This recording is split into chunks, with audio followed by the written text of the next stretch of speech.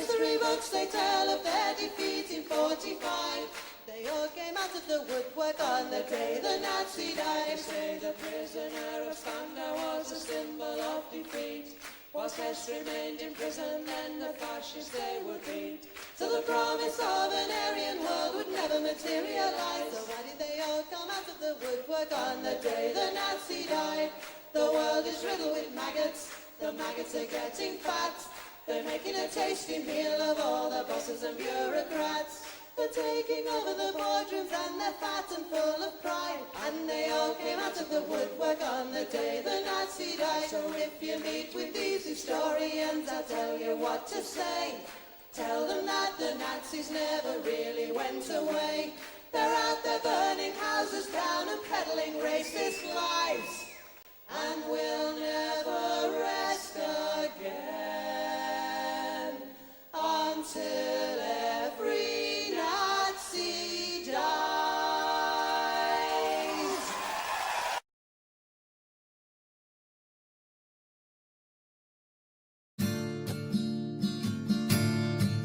Woke up one morning and there were soldiers.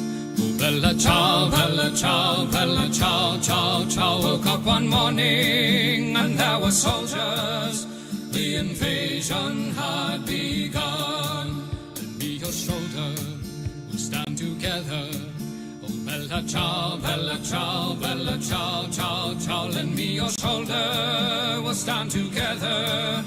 But I feel my time has come, and if I die here for the resistance, oh bella ciao, bella ciao, bella ciao, ciao, ciao. And if I die here for the resistance, you must lay me in my grave among the flowers upon the mountain.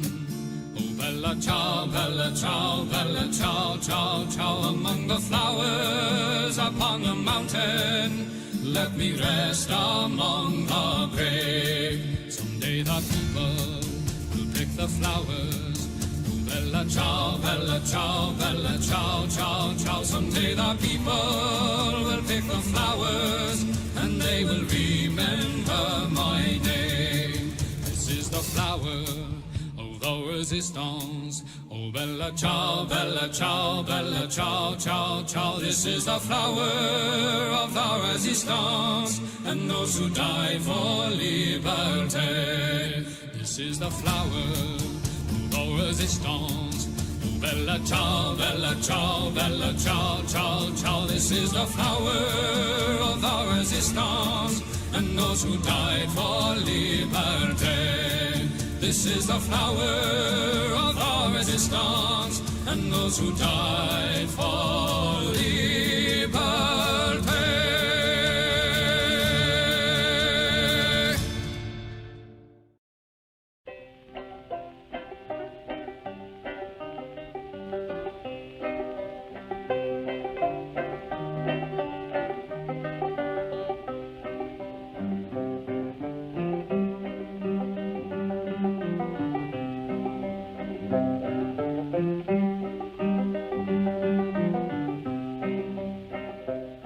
Come all of you good workers, good news to you I'll tell, of how the good old Union has come in here to dwell. Which side are you on? Which side are you on? My daddy was a miner and I'm a miner's son, and I'll stick with the Union till every battle's won. Which side are you on? Which side are you on? They say in Harlan County there are no neutrals there. You'll either be a Union man or a thug for J.H. Blair. Which side are you on? Which side are you on?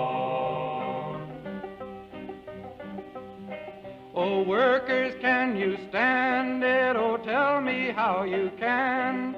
Will you be a lousy scab or will you be a man? Which side are you on? Which side are you on? Don't scab for the bosses, don't listen to their lies. Us poor folks haven't got a chance unless we organize. Which side are you on? Which side are you on? Which side are you on? Which side are you on?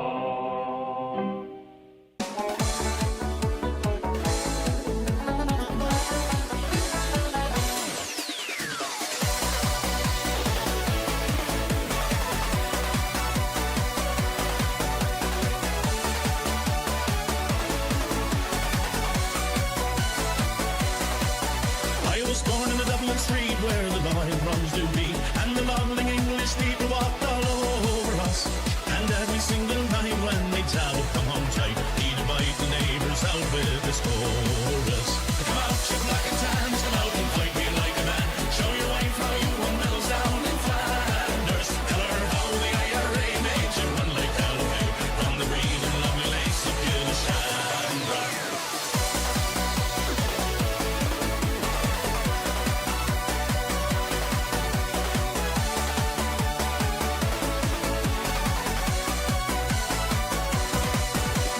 Tell us how you slew them old Arabs 2 by 2.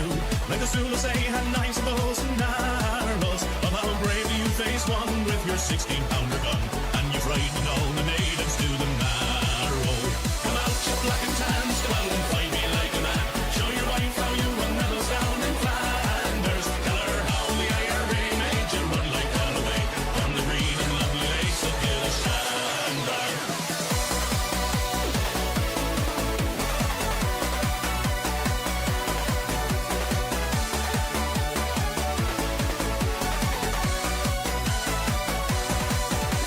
Let us hear you tell how you stand the brave Burnham and taught them well and truly persecuted. Where are the stares and jeers that you proudly let us hear when our heroes of 16 were executed?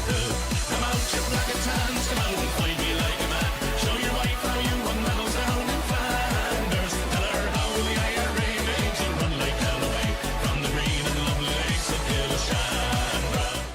Hello there, hello there. Hello there, everybody. How are we all? I am tremendously well, thank you for asking. Been watching some football, obviously. Was a little bit of a... I mean, if we ignore everything else for just a second, it was a shame that Brazil scored in the last minute to beat...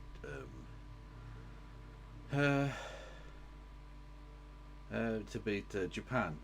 I think that game just happened. I thought I was going to have to. Possibly set back the start of this stream because they looked like they were going to extra time, but they did not indeed. But then you've got to remember that the person who's good for Japan is a gang rapist. That's literally true, by the way. In order to celebrate signing for Mainz, the German football club, he and two friends raped a woman. One of two rapists in the Japan squad.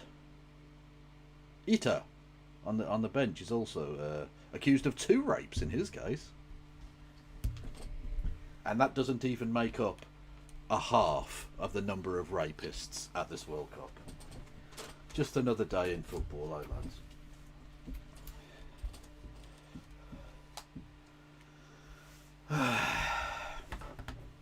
The fans are nice though. Yeah, they clean up after themselves and everything. The Japanese fans deserve a lot better. Kev, do you want to play Frog Squad with me? I don't know what that means. The answer is probably not, but it depends on what that is, because I don't know what that is. Like, I don't want to say yes, because it could be like a weird kink thing or something. Which I might be into or not, but you know, I've got to keep my options open. I quite literally don't want to be tied down. Yes. Where are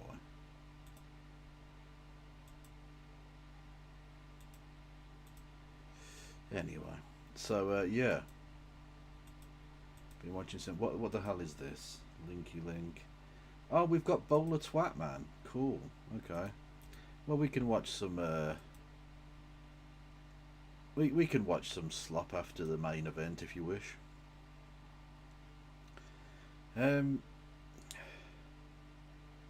Did you see the backlash to Jimmy Fallon interviewing Conor McGregor? I didn't, because I didn't know that Jimmy Fallon had interviewed Conor McGregor. That's Conor McGregor, the man who is a rapist. Is a convicted rapist. That guy. Yeah, amazing. Yes. Fucking grim.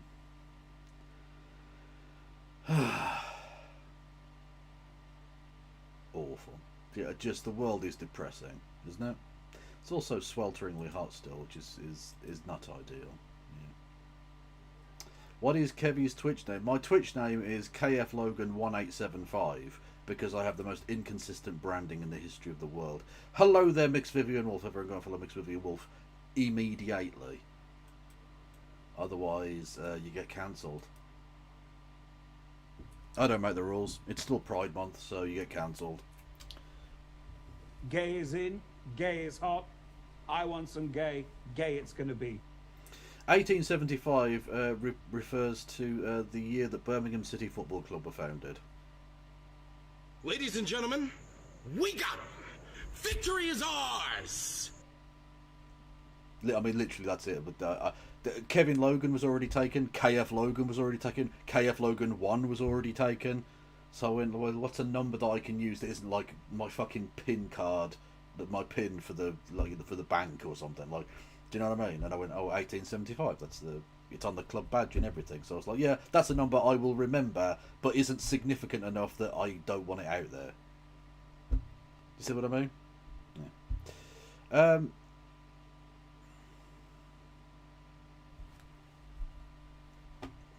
I am here now. Do you recognise me? I do recognise you, Oreo, yes. Hello there. I thought 1875 was the year you were born. You just assaulted me.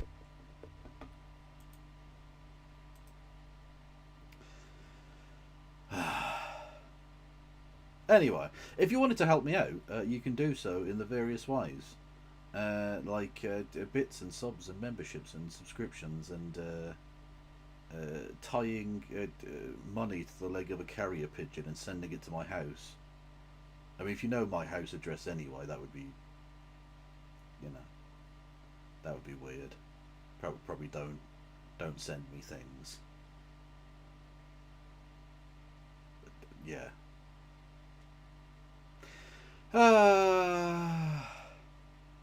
Anyway, crank your mic up a little bit. Okay, I will do. The reason it was down low is because for some reason it went really loud last night, and I don't know why, so I had to turn it well down.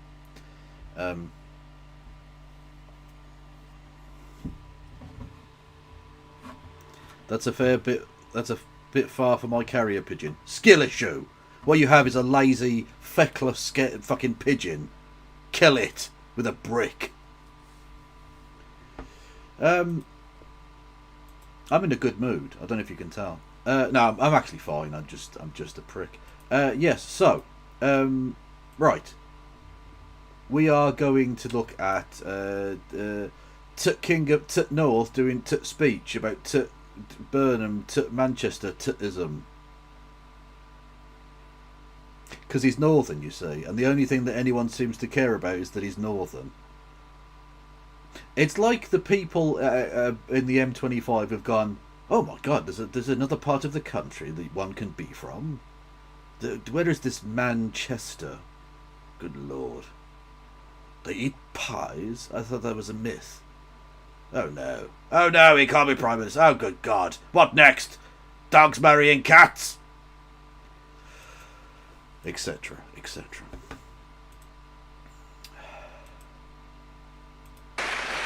Oh! I pressed play. I didn't mean to press play straight away there. And then after that, we've got some bowler hat man nonsense as a bit of a savoury good time afterwards. Shall we just dive straight on in? Should we just go? Should we go in dry? No foreplay. Just Burnham. Now, as is basically the only thing he can do, because he hasn't been prime minister, he isn't prime minister yet, is that the mood music is good, in the sense that he did this speech at the People's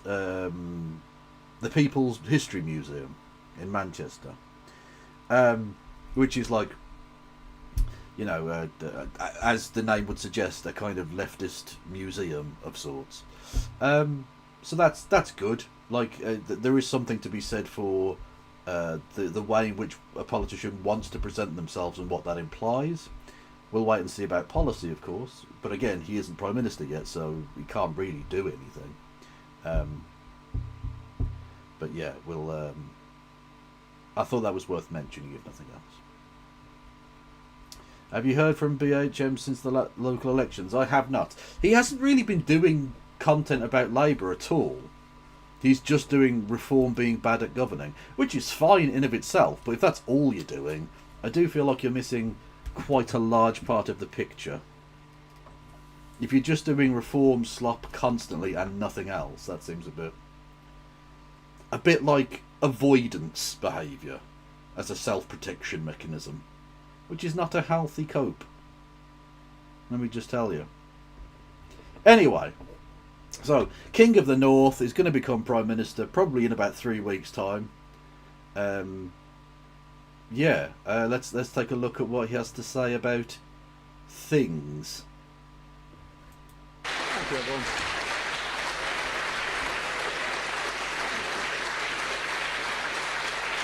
Welcome. Thanks so much, everybody.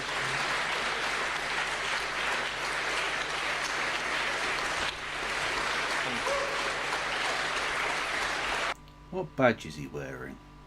I can't tell. Thanks very much, everyone. But look, he's wearing a polo shirt, which means he's relaxed. But also, he's got a suit jacket on, which means business as well. Business cash. Wow, what a welcome. Good morning, everybody. Oh, it's the Manchester Bee, as in the Bee Network. Okay, right with you. Okay. It looks like a flower or something, but okay, fair enough. Are you ready for this? I'm sounding like I used to sound when I used to DJ across this this great city, and I'm probably doing that because I'm missing it so much. I'm missing all of you. I am missing all of you. Missing this place. Mate, you've been gone like 4 days. Chill. People, you were just brilliant to me in my 9 years as mayor. I could not have asked for better backing. You were there at my back all the way through, and I will never forget what this place did for me. It's been such a wrench to leave that I've had to get special permission from what people in Westminster call my Manchester clothes. I've had to get special permission to wear them this morning. Sorry, Kemi, about that. Who? However, I have bowed to public pressure on one front. I have bought some new running shorts.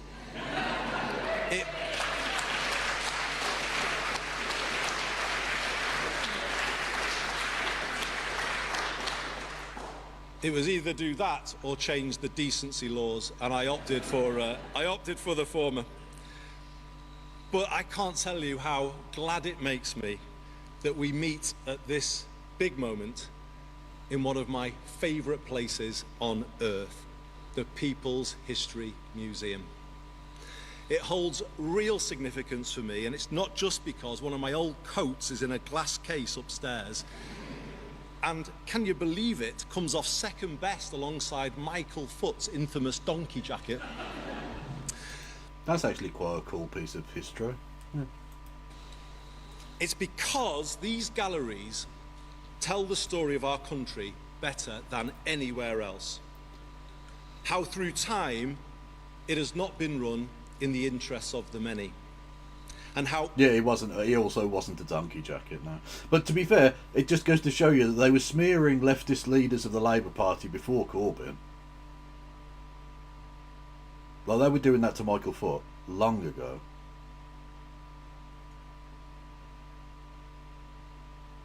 Even though Michael Foot was actually a hero, because did you know, little fact, Michael Foot, who at the time was a journalist,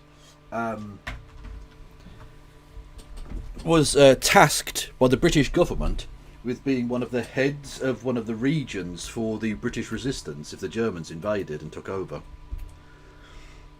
He literally had like stores, like caches of weapons hidden in the fucking in hills and fucking barns and shit. Like they were going to go full guerrilla on it. And Michael Foot was going to be like the head of that, and then like 40 years later he became a political leader, and the right-wing supposed patriots shat all over him. Fucking scum.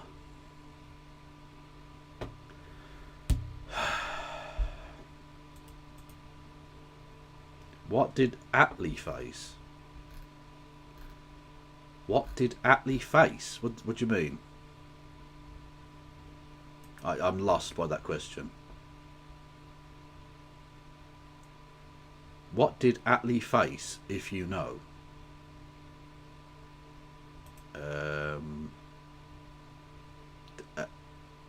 What? Barnes? Well, not John Barnes. No, like the massive amounts of guns like hidden in hay and things. Did you know Orwell knew Foot? That wouldn't be surprising. They were both journalists, both lived in London. What did Attlee face? It's a very good question. Yeah, Mrs. Attlee at bedtime. Although you never know, he might have done it from behind. That's possible.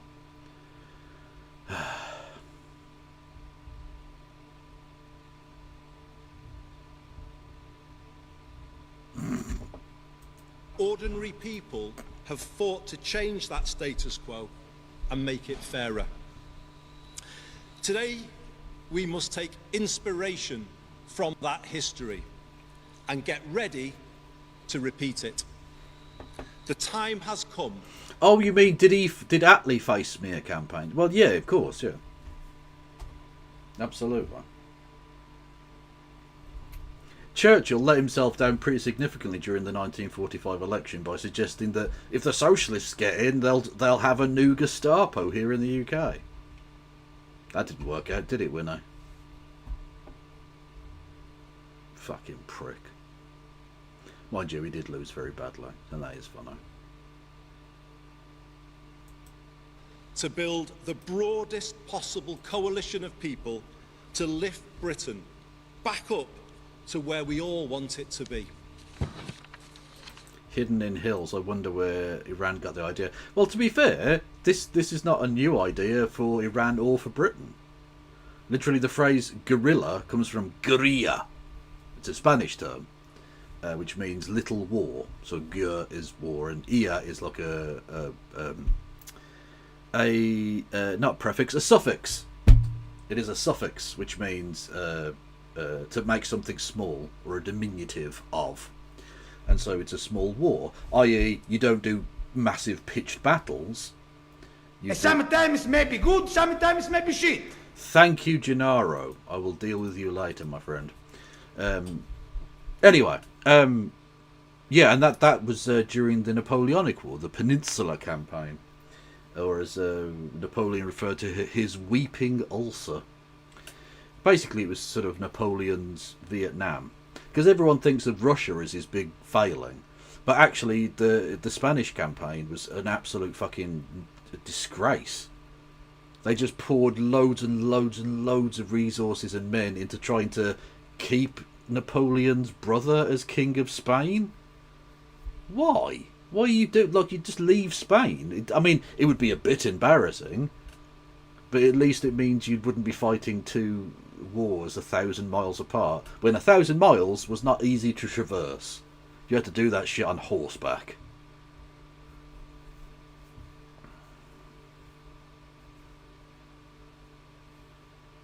Yeah, and so the Spanish took to hit and run tactics, which is where we get guerrilla war from, is that phrase. And the British knew all about this because the British were doing essentially the same thing on a more organised basis. the later Duke of Wellington literally made his name as a commander of a small band that rampaged through Spain, doing hit and run on the French troops. Made his name, made him famous.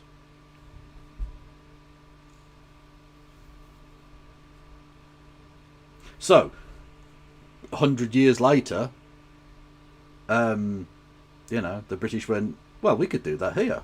If the Germans do arrive, the war doesn't fucking stop. Because that's the thing that people forget about the famous, we'll fight them on the beaches, we'll fight them on the landing grounds, we will never surrender bit. Is the bit that comes after that. Because people are like, yay, stoic defence, blah, blah, blah, blah, blah. But it wasn't just like mindless nonsense. He goes on to say, and if that fails, we'll go to Canada. We'll go to Canada and America and we'll set up a government there and we will continue to fucking fight. That we will literally never surrender. It'll never happen. And he literally says, until, what was it? We will fight and fight until the new world comes to the salvation of the old. So he was always trying to drag America into that war. There was never a time when that wasn't a thing. Anyway, so yeah, that was, and yeah, Michael Foot was supposed to be involved in all of that, and was like prepared to lay down his life in defence of British freedoms and all of that jazz. And then the son, owned by a fucking piece of shit Australian fucking carpet bagging pseudo fucking serial nationalist. He was an Australian patriot, then he was a British patriot, then he was an American fucking patriot. He'd sell Earth out if a new fucking right-wing planet opens up for him, the cunt. Smeared him as a traitor who was going to sell the country to the Soviets. Fucking cunt. What hope can we have that it will be different this time? That's the question I would be asking if I was a voter right now. It's the one I want to answer as clearly as I can today, and in doing so, give the new direction the country is looking for. After 10 years of political turbulence since Brexit, and 20 years of falling living standards since the 2008 financial crash, Westminster hasn't been working for people, and it hasn't been working for a very long time.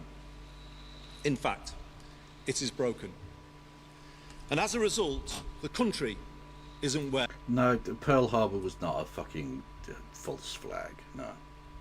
It was certainly convenient for Hitler. No, very inconvenient for Hitler, but very convenient for Churchill. But it wasn't a false flag or anything, no.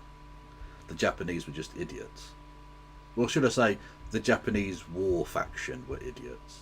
The Air Force were idiots. It should be. It is stuck in a rut, and clearly we can't go on like this. My generation of politicians, including me, must take responsibility. We haven't been good enough. But instead of being honest about that, the parties have continued with politics as usual, finger pointing, point scoring. Now, that might matter less in a world where people's lives are getting better, but when they are not, it is dangerous and destructive of what remains of public trust in politics. We can... I'm not snoring, it's my fan, which I do have to have on because even though it's 9:30 in the evening, it's still very warm. Like, it's not blisteringly hot like it was, last week, but it is still pretty fucking hot, like unpleasantly so.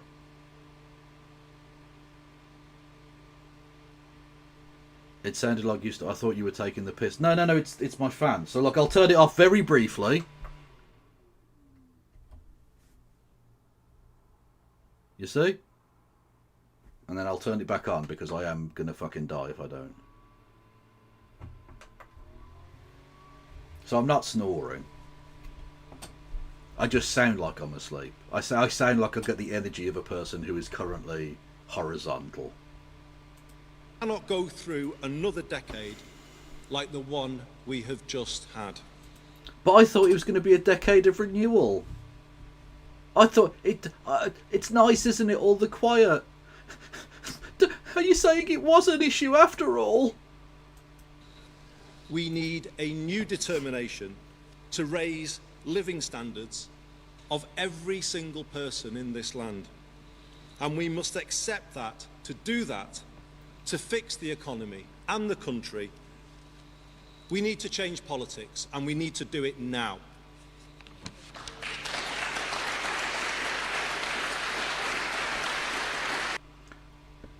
I mean, okay, that's fine, but I don't know if that's worth a round of applause. Politics is broken and we need to fix it now. Okay? I mean, cool, don't get me wrong, that is correct, but... I mean, is the bar that low?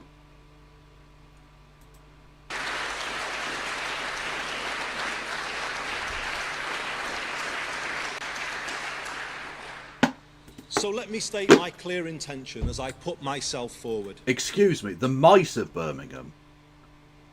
Did you just miss species, my fellow Brummies? We'd have no fucking mice here. We have the noble rat. Rattus massivus. Yeah? Absolutely outrageous. True to the motto of this city, I am going to do things differently. I am going to break with the more of the same approach that has got us here. I am going to give Britain the circuit breaker it needs. By building a more collaborative politics in Westminster, by taking power out of the centre and putting it in the hands of the people and places who can use it best. And in so doing, creating a new sense of agency, possibility and hope flowing around the country. We will make politics work for you and the place where you live. I know it can be done because we have done it here. When I started as mayor in 2017, we set about building a new approach, a new politics based on the exact opposite of the Westminster approach. Place first, not party first. Oh, for God's sake! Please don't do this. Please don't. Look, at least if you're going to be a neoliberal knob who's going to do the exact same shit and fuck everything up, at least don't irritate me by acting like Starmer as well. Just having a set number of phrases and repeating them over and over again. Place before party, people before ambition, good before the bad thing, and the good thing and then not the bad thing. Like, stop it. Talk to me like a fucking human being. I'm asking any political leader to talk like a fucking person. Oh, it's insulting. It's fucking insulting. Because you might as well just get ChatGPT to spew some shit at me instead. It would be just as meaningful. You're supposed to be a leader, so lead. For fuck's sake. Problem solving, not point scoring. Long term, not short term. Kill me. A decade on, it's incredible how much we've been able to achieve by working together instead of fighting against one another. By the way, can AI definitely fuck off? Like, completely fuck off? On the, I use a thing called Restream, right, which allows me to stream on both Twitch and YouTube at the same time through one stream key code or whatever. It's a good service and it's free, so fuck it, right? And you go in there and you type in the fucking copy and paste in your stream title, and so it appears as the stream title on both places, right? And in that bar, there's now an AI option. So you can now get AI to come up with a title for your stream. How fucking lazy are you that you can't even be bothered to come up with a title for a stream? Like, what? I'm sorry, if you can't think of a title for a stream, you probably shouldn't be streaming, I think. If you lack any semblance of creativity, stop it. Don't you write your own stream titles, Kev? Yeah, I do. Like AI would come up with some of the nonsense I do. Do you think AI came up with socialism or barbarism? No, it fucking did not. That was human ingenuity and genius.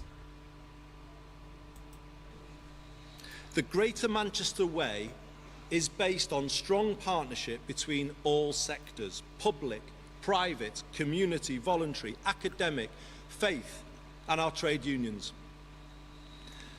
We ask everyone to face the same way and then pull in that same direction together. Let me give you an example. Okay, but pulling means moving backwards, doesn't it? So you're not pulling the way you're facing. It's literally the opposite of that. I mean, don't get me wrong, I know what he means, it's just a tortured analogy. When we realised the last Conservative government had done something significant by introducing 45-day work placements for young people linked to T-levels, we set ourselves the mission of finding one for every young person who wanted one. Over the course of last year, we rang round our businesses in the city region, and with the help of hundreds of companies, delivered our goal of 1,000 extra work placements. That's 1,000 extra young lives changed every year, and it shows what a place can do when it works as one. For Britain to get back where it should be, those same principles need to be applied now to how we run the country. Pull in the same direction, move forward together. But let's not kid ourselves, this is not as easy as it sounds. Westminster and Whitehall are set up for conflict, and they require radical change if the country is to get back on track. Well, technically what you're suggesting there, 22, is actually towing rather than pulling, but... Also, don't fucking shout at me, okay? Like, that's not cool. Don't be doing that.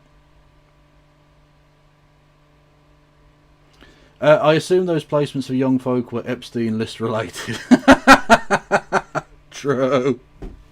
No, it's okay. Everyone gets the warning. You get the one warning, and if you carry on shouting, then I will come round to your house and piss through your letterbox. Okay? Facts. I left Westminster a decade ago with the Mayor of the Liverpool City region, Steve Rotherham, because we could see it simply wasn't working for the northwest of England and the people here, and indeed other parts of Britain, the same thing. The Parliament I returned to on Monday is full of good people, many of them here in the audience today, members of Parliament who've joined us.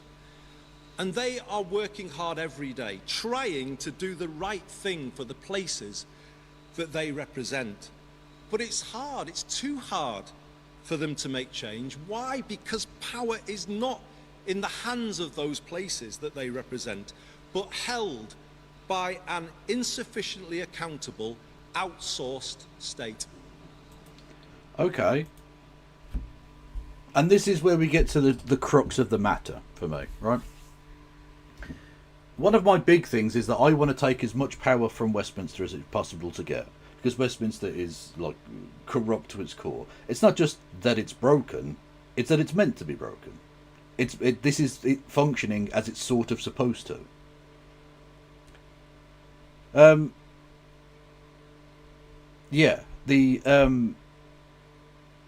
So I want as much power away from it as possible.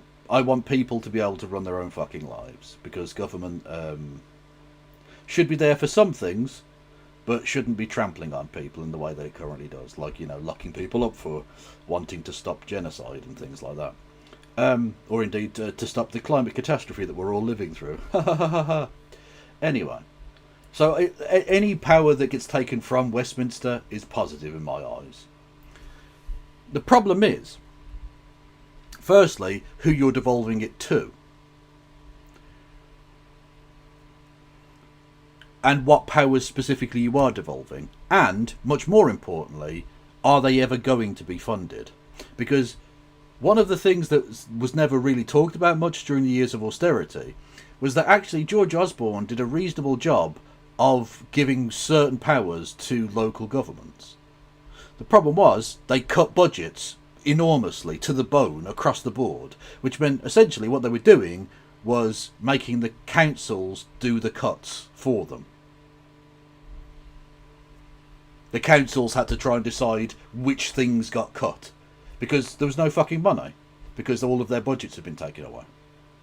So just giving powers to local authorities, or indeed to some sort of new sub-local authority, but no extra money to do anything, is worse than useless. It actually makes the problem worse, not better. And given that he's already said that he will stick to the fiscal rules, he has straitjacketed himself from the very beginning in terms of what he can actually do fiscally. So unless he was lying when he said that he'd stick to the fiscal rules, I don't see that he can achieve anything. You know?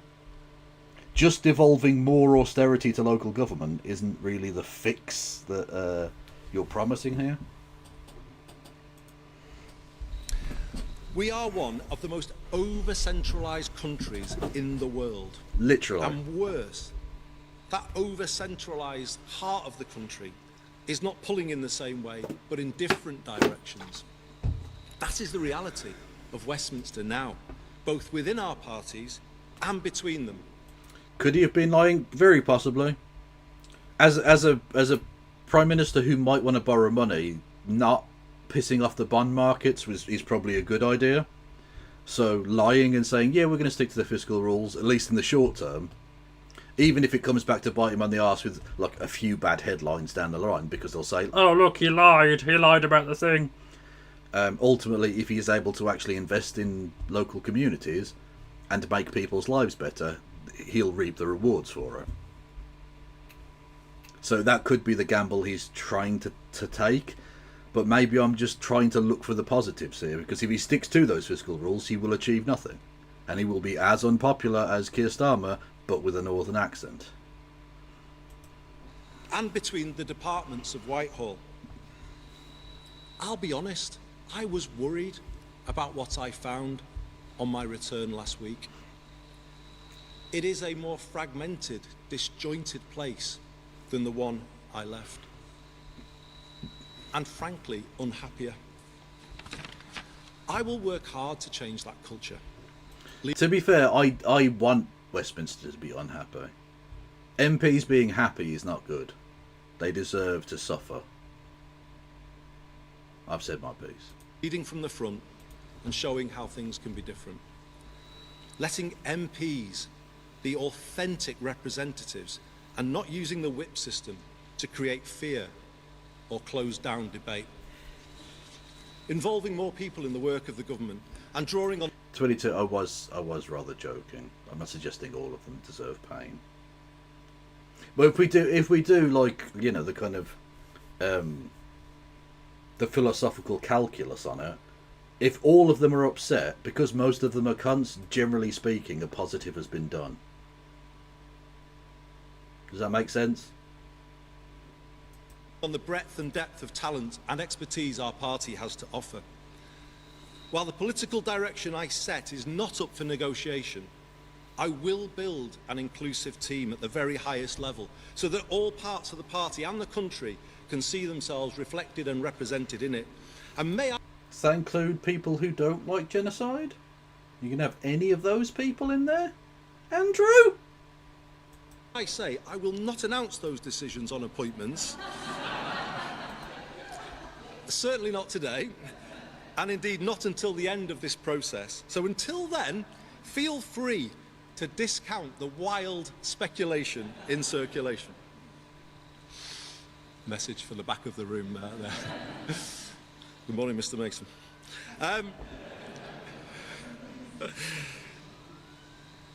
I will reach out to other political parties to find as much common ground as we can. Oh, so here we go. So it's, yeah, we're going to do the same thing. We're going to try and get Tory and Reform voters to vote for us, even though, like, there's no way that's going to happen.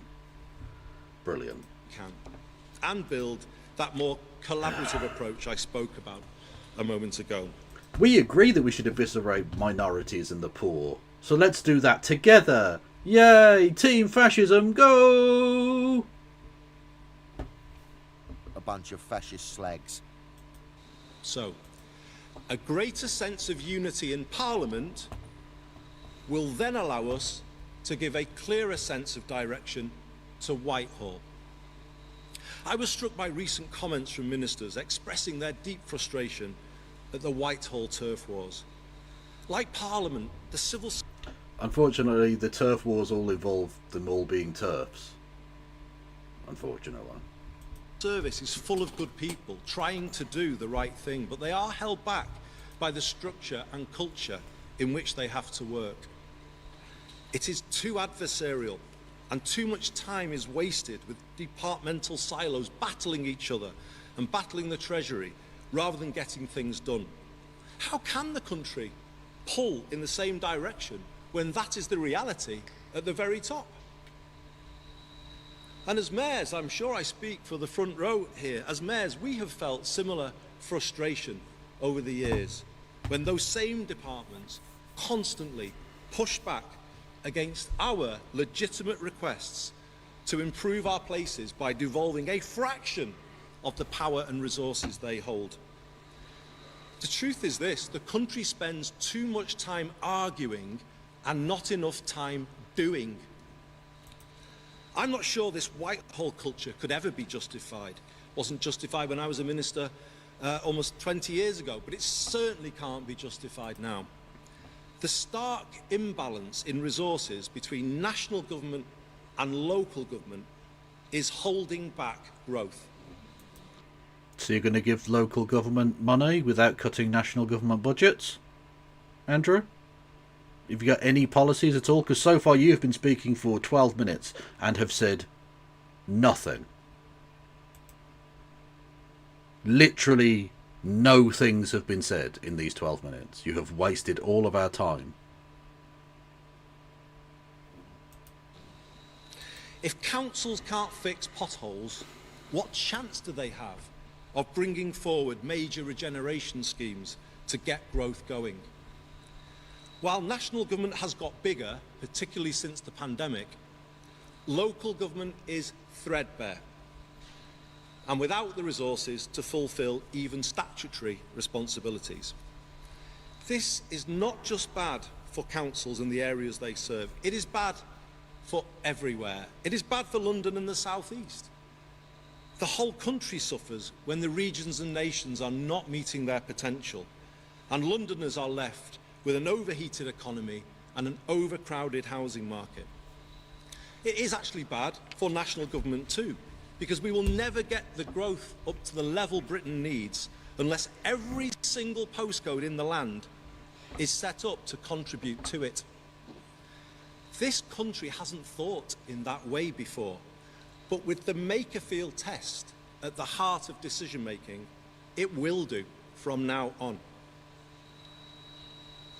To make it happen, we will bring about the biggest rebalancing of power our country has seen. It is time for Whitehall to accept that growth cannot be ordered from the top down. Instead, it can only be nurtured from the bottom up. It comes from having the power at ground level to make a real difference, from a clear shared vision that everyone can understand and investors can back. It comes from running sound finances, as we have done here in Greater Manchester, which in turn gives businesses the stability and the confidence to invest, increasing their productivity and adoption of new technology. It comes... Oh God, AI. It just means AI. Brilliant. ...from placing our universities at the heart of local economies, as all the mayors do, and bringing the innovation-led approach through start-ups and scale-ups. It comes from committing to decent infrastructure in all parts of the UK and getting national investors to back the aspirations set by regions. It comes from giving people the security of a good home and good employment so that they can be as productive as possible, from good mobility and an ability to afford the basics. And it comes... This is some briefcase shit, Andy. This is nothing. This is nothing. You've said genuinely fuck all. I'll be honest, chat. Like, I didn't pre-watch this because I knew I was going to be watching it tonight, right? And you know I like to give you my raw, unfiltered, fresh response to it. If I'd known it was this devoid of anything, I don't know if I'd have bothered.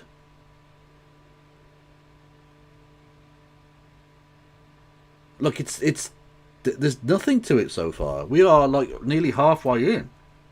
Oh, wow. Nearly halfway in. And he said jack shit.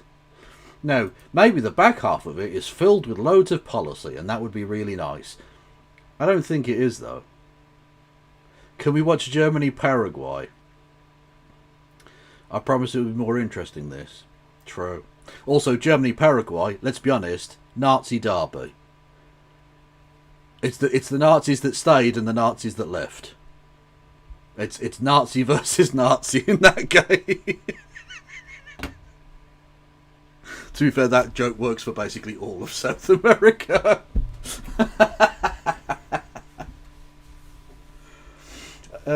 Well, lots of them did go to Argentina, but actually the Stroessner dictatorship in Paraguay had several ex-Nazis working for it.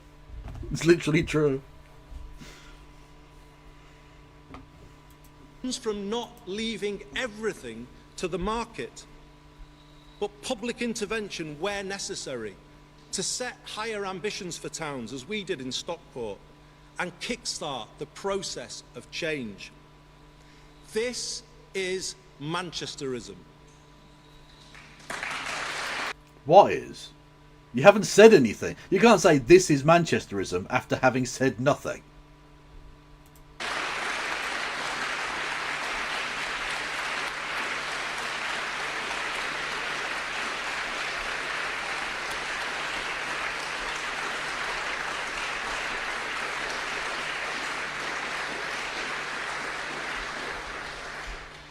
I think I even saw the Mayor of Liverpool clapping at that. It is a vision for good growth and a rejection of the old trickle-down model.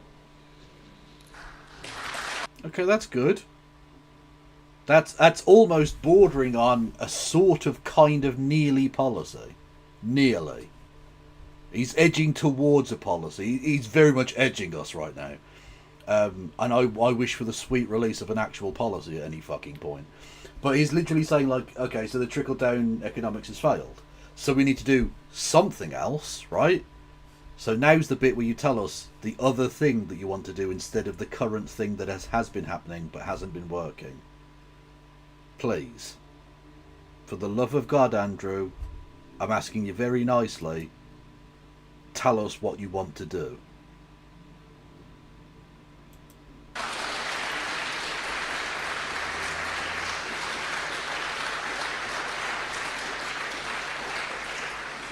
And like the ideas this museum celebrates, which grew here and changed the country, so all parts of the UK should now be given the chance to develop their own version of the same, focusing on the things that matter most to them. Good growth in every British... Oh God, we're going to hear the phrase. So good growth is his thing. So for fucking briefcase brackets Holborn and St Pancras, it was change. I'm going to change the change you change, and that's the change I'm going to change. And for briefcase brackets Makerfield, it's good growth. Good growth in regions, devolving to regions and people before place. I'm not hopeful, chat. He's not filling me with hope here. Postcode. What a sea change that would be in the way UK government thinks about our own country. Places no longer forgotten or written off as they have been in the past, but supported to make the best of their assets, seeing the positives in all places. And there are positives in all places, in all postcodes, across Not true. Wolverhampton, it should just be written off. Just pave over it and forget it ever existed. this United Kingdom. Let's always remember that.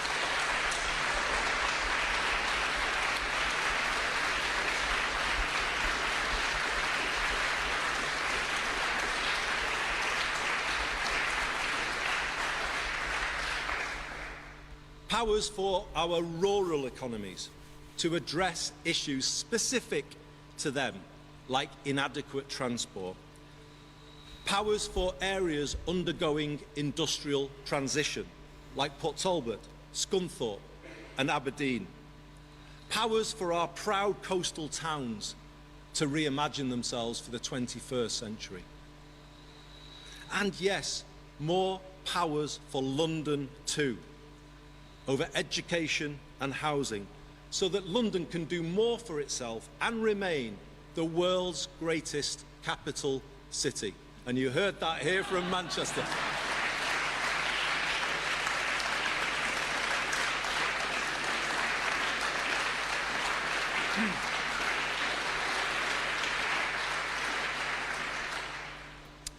All of it backed by the stability that comes from sound public finances, as I said before, and the discipline. Hey, DJ Che. Thank you for raiding. Everyone go and follow DJ Che. Immediately.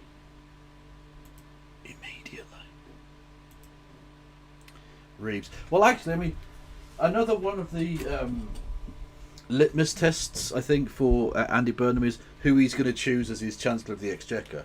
Obviously, Reeves is gone. But if he chooses Miliband, there's maybe some hope. But if he just goes with fucking Mahmood or Streeting, then nothing good will happen at all. Like, Miliband isn't great, but of the available candidates, he's the only one who could do anything. He's the only one, basically, that has a semblance of belief in anything. Like, Mahmood and Miliband and fucking Al Khans and all these fucking gobshites are just careerist cunts, right? They don't really believe anything. Whereas Miliband actually has a sort of plan, or at least knows kind of what he wants to do to try and create a better country. Whether it's enough, I don't think it is. I think he's doing sticking plaster, like, managed decline, basically. But it's still a great deal better than the let's do absolutely nothing and watch the country burn that are the options otherwise. Yeah.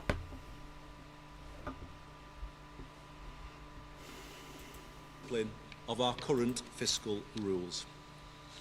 I hope people... So nothing's going to change then because you're sticking to the fiscal rules. Okay. Well, enjoy your record-breaking election defeat then, Amber. People can begin to feel, hopefully you can, some of the excitement that comes with the change that I'm setting out today.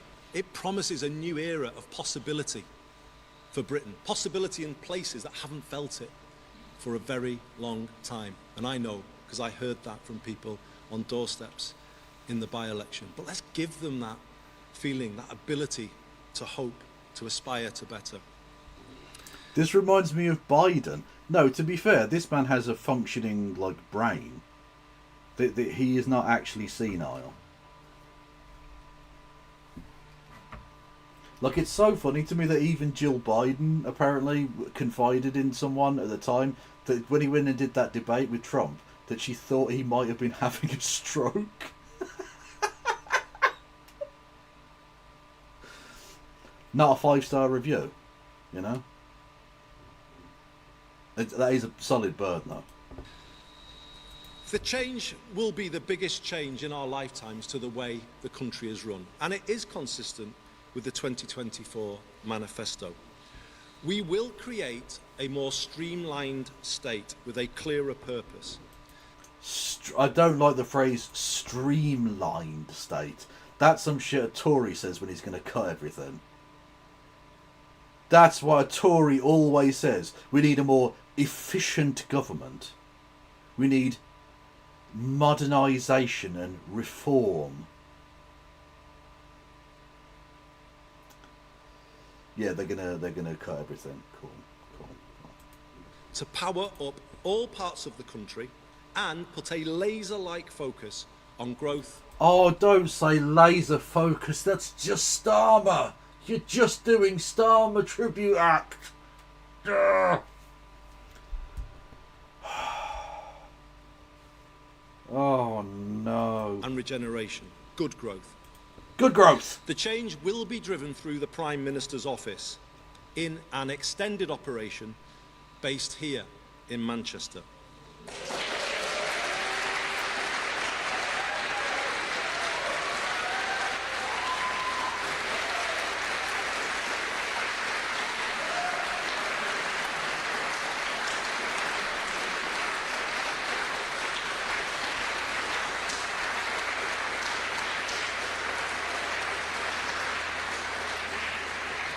But here's the important thing. It will only be based here. The job of Number 10 North will be to make power flow. Number 10 North. Oh, fucking hell.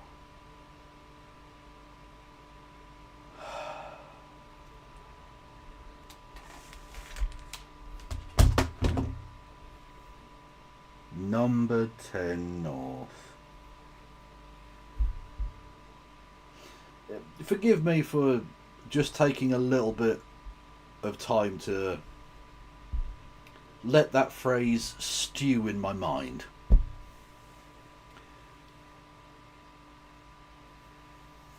Because I just need to allow my thoughts to kind of develop. Number 10 of the North.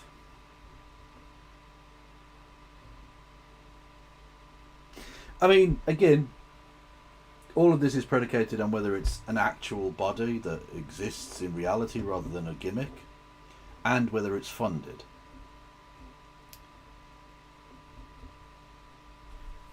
But I can't quite decide whether that's the cringiest thing I've ever heard, or just so shit that it might work.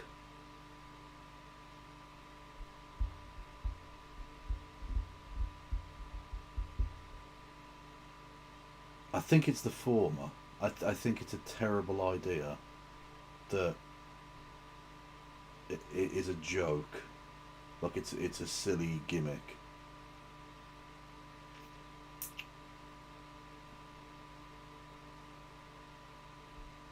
Depends though. It depends. If he's going to actually do like a kind of regional government bit that won't just be ignored by Westminster, okay, that's a devolution of a sort, that's fine. I mean, it does ignore Scotland and Wales to a degree, and of course Northern Ireland, but that shouldn't be a part of the country anyway. Not that the British government should therefore ignore it, I'm just saying, like, it's its own thing.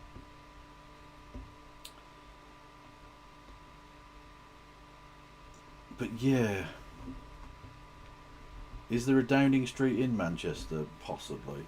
But it doesn't have to be 10 Downish, it just has to be like an office building that they'll probably literally brand as Number 10 North or whatever, yeah. But look, I'm prepared to give it a try, right? We'll see what it actually is. If it's just a gimmick, I'll call it out for the silly waste of time and money that it is. But you never know, it might actually be a worthwhile removal of certain powers from Westminster and taking them into a region of the country. It's a bit Manchester centric, but I mean, he was the mayor of Manchester, I guess. But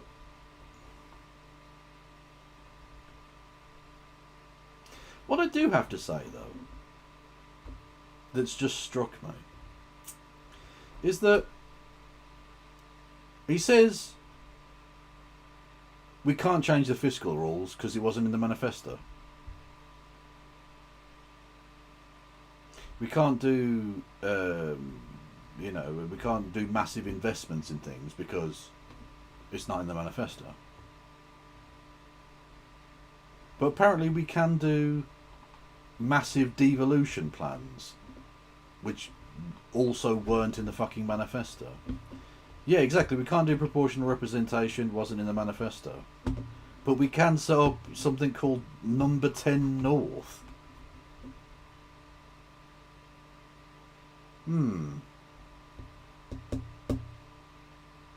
That's interesting.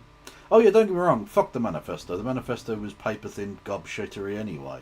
But the point is, he's used that excuse, but apparently that doesn't matter when it comes to his new, like, boondoggle of Number 10 North.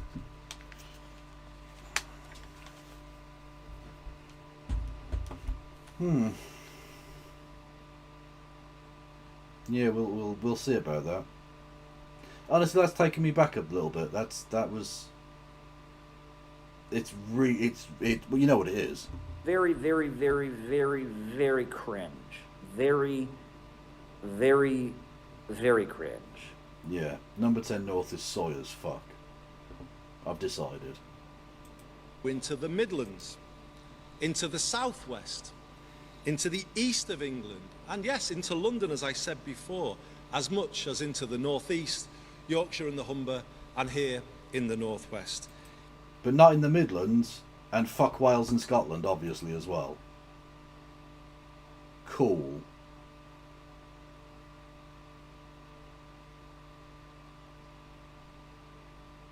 Awesome. Has he just given up on trying to win votes in Wales, Scotland, and the Midlands now? Is that just like for Labour? It's dead territory at this point. It's like Chernobyl. You just don't go there. It will be about offering new opportunities to extend devolution in Scotland, Wales, and Northern Ireland by taking power deeper down. The people of Dundee and Bangor feel just as distant from Holyrood and the Senedd as they do from Westminster. That isn't true. What? Hang on, we're having that. Did I mishear him there? Hang on. By taking power deeper down. The people of Dundee and Bangor feel just as distant from Holyrood and the Senedd as they do from Westminster. Firstly, it's Senedd, but also, no. That isn't true. Like, don't get me wrong, I'm not suggesting that the Senedd or the Scottish Parliament necessarily represent all of those things, but they are definitely closer to their electorate. Because why bother having your Number 10 North then? Because that's going to feel just as distant to the people of Durham as London is. Because it's not much closer and doesn't represent it any more than London does.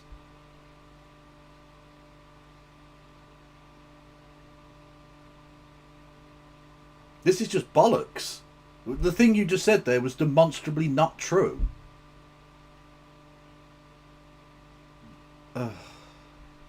He's just Starmer, isn't he? He's just Starmer. Now get this. Number 10 North will be the nerve centre of a rewired Britain.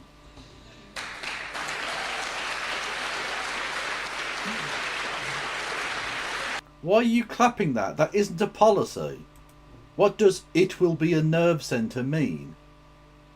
That isn't a description of anything. That isn't. He might as well have just said, and Number 10 North will have cake on Tuesday. Actually, no, that would be a thing. Actually, no, that was a really terrible example because that would actually be a definition of a thing it would do. Yeah, this is wank. You're an idiot. Yeah, he might as well have gone goo goo gaga. Absolutely. Thank you, Fuzzmoz, who says Burnham would have to devolve to the Scottish Parliament first. He cannot just bypass Holyrood. Also, Dundee is represented by the SNP in the Commons and Holyrood. Well, yeah, exactly. What was the thing? We had noises earlier, didn't we? I think someone did bits or something. Oh, hang on. No, thank you, Paul, who says, read the fiscal rules from Reeves. She may as well not have bothered. Yeah, I mean, I guess, yeah.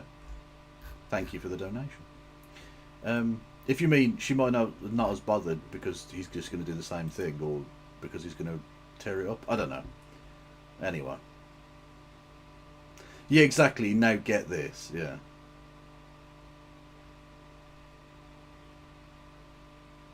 Did someone say cake farts? No, nobody said cake farts. Well, I mean, I just said it because I was reading what you wrote. And if you want me to read what you wrote, you can send me a fucking message and I'll read it out or whatever. The form of bits or something, I don't fucking know. Actually, I've turned the alert box on so you can do text-to-speech. With bits and subs and all that bollocks. Yeah, super chats.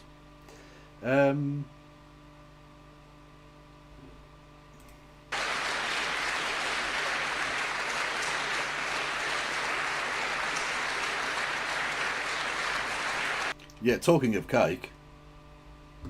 It's a fucking disgrace. True.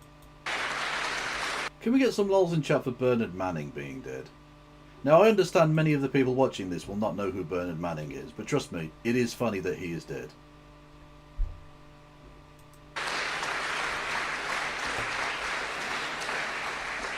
It will be the conduit through which we redistribute power and resources across the UK. It will coordinate all parts of government at national and local level to agree a long-term economic strategy and help all places set new growth ambitions.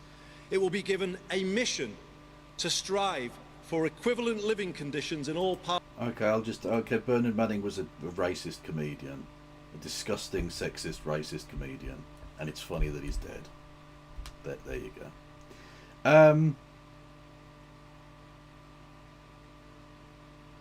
Yeah. Yeah, this is just meaningless. Yeah. Why are people clapping this? It doesn't mean anything. Parts of Britain borrowing from the German basic law. It will make look, this is not the Brexit we voted for, Andrew. Based collaboration the new operating principle for Sometimes UK maybe PLC, good, sometimes maybe requiring shit. all Kevin has the swaz plus BLT like brick shit house, flexed biceps emoji. Thank you, 22 Oreos, for a very weird message. Thank you. Sometimes maybe good, sometimes maybe shit. They're paper thin, no backing, do what you want, actually read them. Burnham can do next anything. Pretty much, Paul. Yeah, thank you. Yeah. Absolutely. It is paper thin. Now, to be fair, like, we'll see what he does when he gets in, but, like, that's not the way democracy is supposed to work. It's not. We don't even get to elect the guy with the mystery box. He's just gone, I've got a mystery box, and I'm going to be Prime Minister. And we have to hope that the mystery box isn't filled with flaming shite. Bernard Manning was the Ricky Gervais of his time. That, I think, is unfair. Now, right. Ricky Gervais is a cunt. An absolute cunt. What he is not is Bernard Manning. Ricky Gervais wrote The Office, or co-wrote The Office, and he's a good actor. Or at least can do one role pretty well. Bernard Manning had zero redeeming qualities whatsoever. They're both terrible, but one is significantly less terrible than the other thing.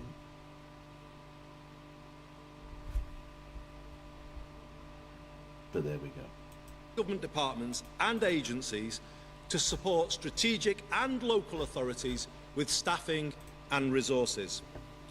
And let me say this very directly. The Office is not wank. The Office was good TV for its time. It's probably aged pretty poorly, but for its time, it was a snapshot of a certain part of Britain, and was quite funny. I liked it. I thought it was a good show. And he does one character, but he does it well.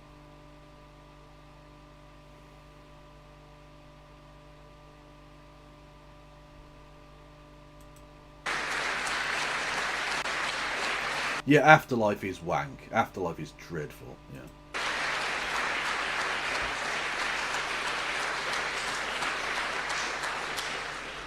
And what was that other thing he did where he was just did an ableist depiction of the disabled guy?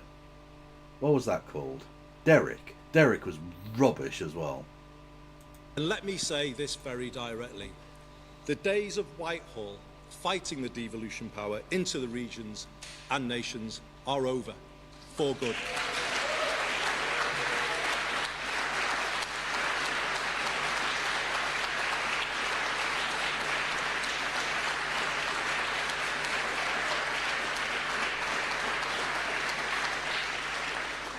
I have had 10 years of fighting the Whitehall machine, blocking this place's progress, the progress of people here, and I am simply not prepared to accept the same for any area coming after Greater Manchester.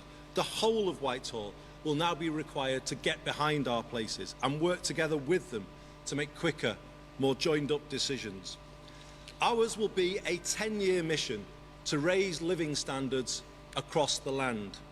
To do this, Number 10 North will support the regions on 3 clear tasks: reform of essential utilities, reindustrialisation, and the regeneration of places. Okay, I mean that's... well, we're almost approaching the foothills of a policy right now. Can he scale the mountain possible of actually declaring any kind of policy whatsoever? We shall see. Utilities.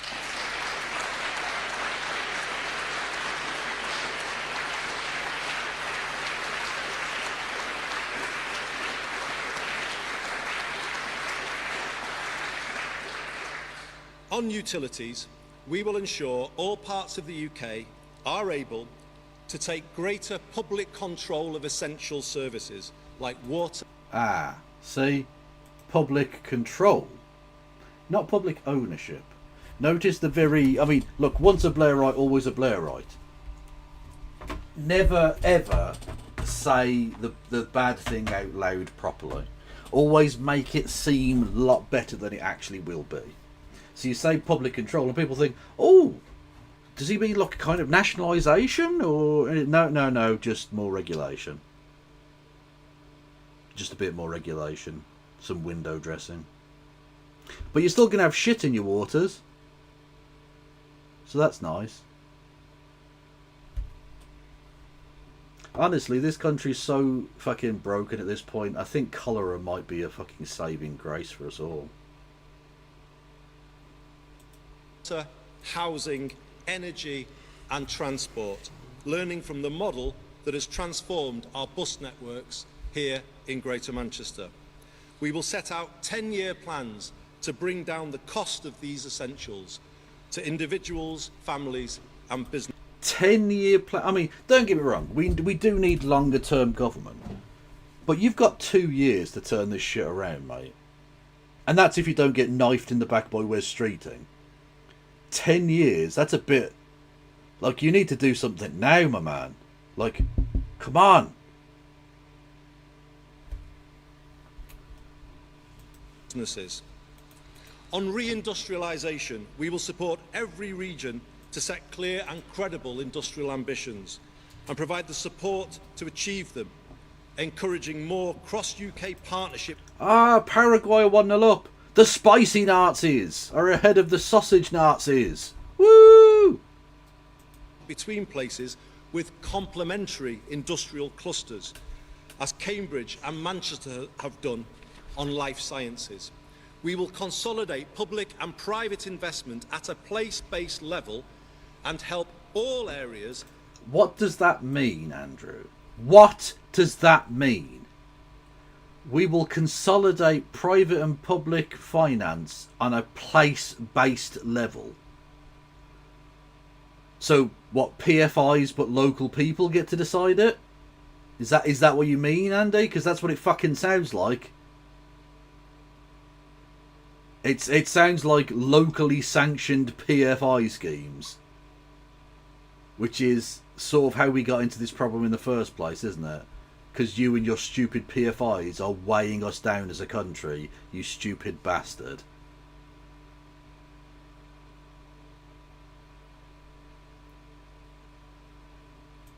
Establish good growth funds. Oh, good growth. Good growth. The only good growth I want to see is my penis. As we have done here in Greater Manchester.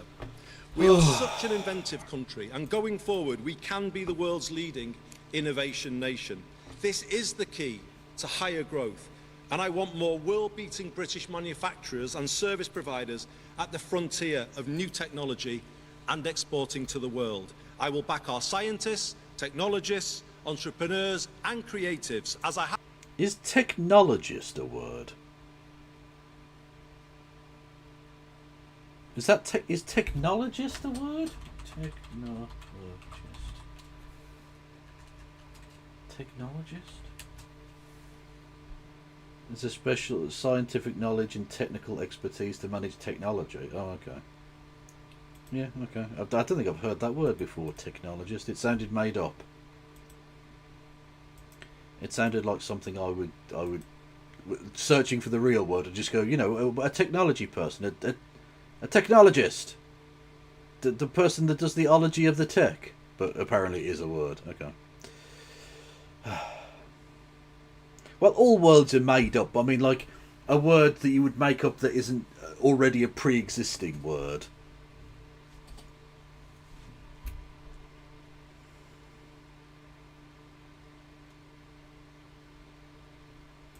Have done By the way, hello Maria. How are you? here and show how Britain will be the innovation nation of the next decade. Oh, we're gonna. So it's not the decade of renewal; it's the innovation nation of the decade. Cool. They've rebadged it, you fool. We'll get better at capturing full value from their ideas for UK PLC by changing the culture in Whitehall when it comes to backing British industry.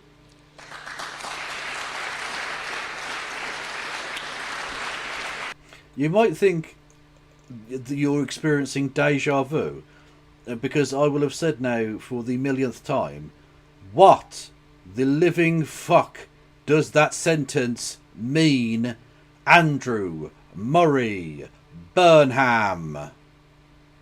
That's actually his name, is Andrew Murray Burnham. Anyway, that doesn't mean anything. You're going to change the culture of Whitehall to support British industry? What does that mean?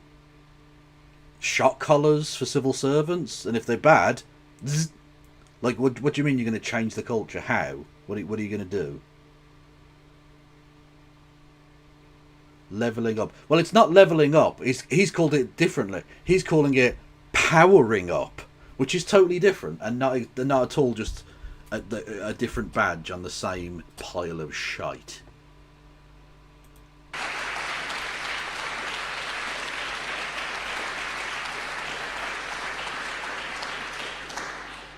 For too long, UK public procurement policy has been based on chasing cut price deals around the world. What is this?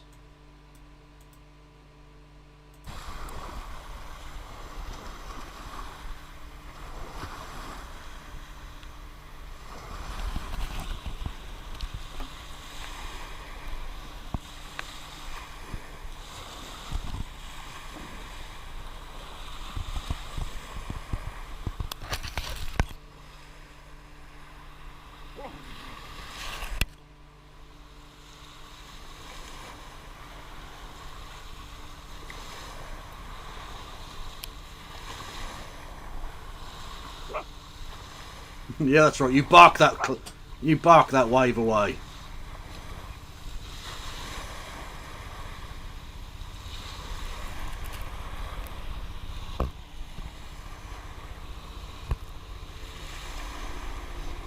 Aww. He spent ages digging that hole. Fucking sea. Rather than helping our own British-based suppliers become more stable and competitive. No more. From here on, every pound raised from taxpayers will work harder for them. Why are you gay? Very good question. Thank you, Kane, for resubscribing with 5 months. Much love to you. Boom shakalaka. And that approach will apply fully to the Defence Investment Plan. We will make sure that all eligible public contracts are subject to proper social value weighting. Okay, that sounds nice. Right? Sounds nice. social value, cool. So it's not just based on, you know, money. It's based on social utility, cool. What are the criteria for that, Andrew? Who is going to judge it? What will be the oversight of these people?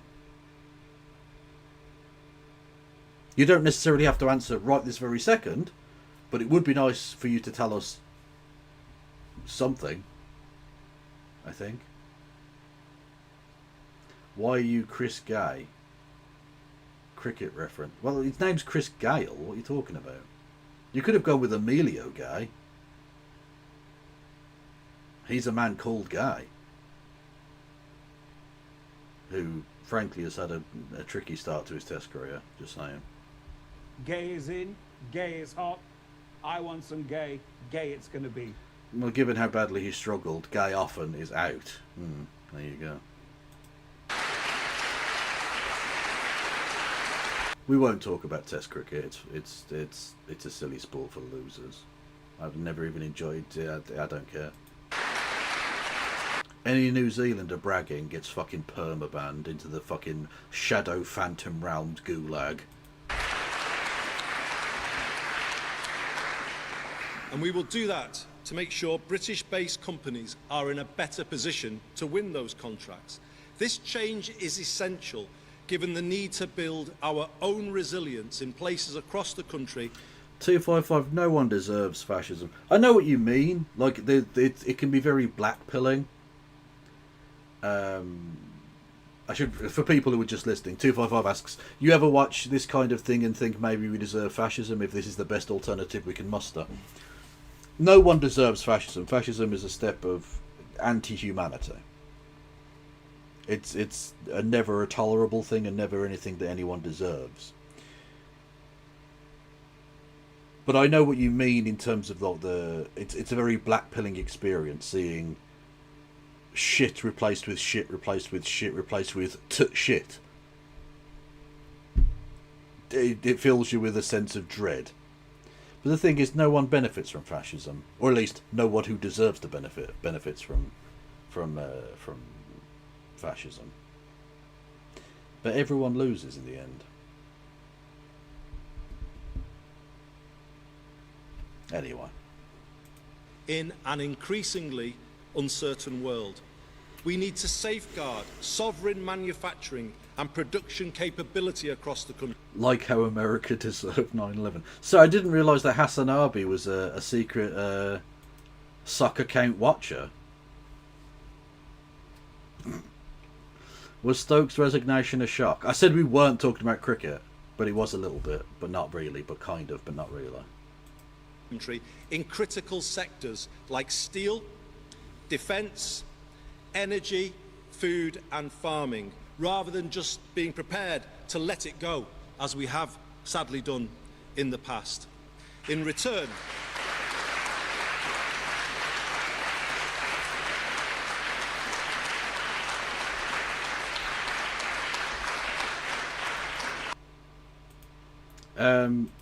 World Cup, it's half time between Germany and Paraguay, and it's cold Nazis 0, hot Nazis 1. That is what I'm going with. I'm going with Nazis bracket cold and Nazis bracket rainforest. Is the way I'm looking at it. Kev talking with Hassan would be fun. Now that would be fucking dope. I'd love that, but it's not going to happen. Do you condemn Hamas and Hassan Pike? Well, they are the same thing, so yes. Sometimes may be good, sometimes may be shit. If he fails, we get Zach Polanski. Nige has 5 issue. Well, true. I mean, Nigel Farage is falling away. I didn't expect the 5 million donation thing to stick to him, because he had that kind of Teflon Trump fucking shit going on. But for some reason it has, and it definitely has hurt him. I think partly because of the arrogance of it. Like, coming out and saying, well, that's none of your business, to journalists when they ask him about it, or saying, oh, I could just spend it on Ferraris. Oh yeah, real man of the people shit. You do realise you're trying to pretend to be a populist, right, Nige? Do you think that plays well with anyone who might vote for you? Do you think the people of fucking Sunderland want an arrogant cunt talking about how I could just afford to buy Ferraris? Really? So it's definitely hurt him a lot, and again, it's the arrogance that eventually just turns people off, you know.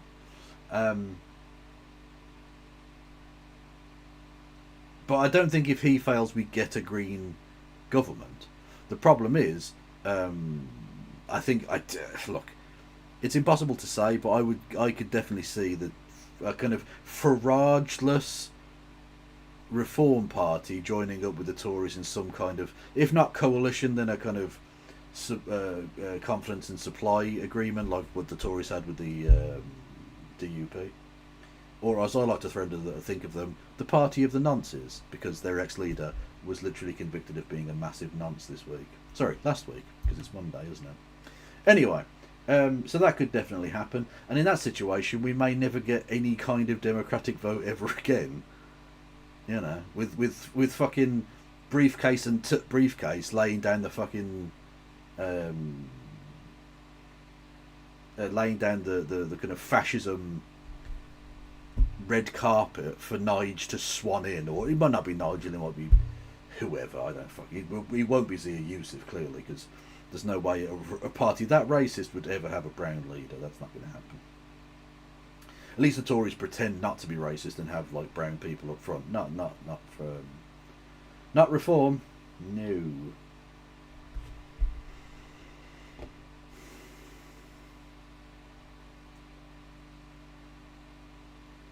Imagine Zia Yusuf as leader. Well, they won't even let him stand to be an MP. That's how unlikable he is.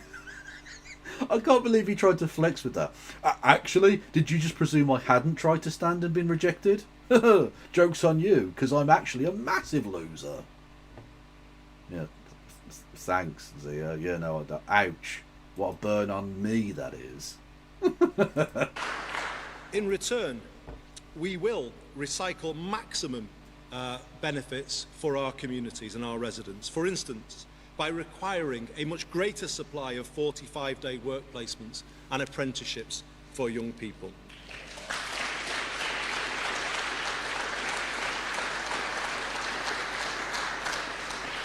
I take very seriously the findings of the recent report by Alan Milburn.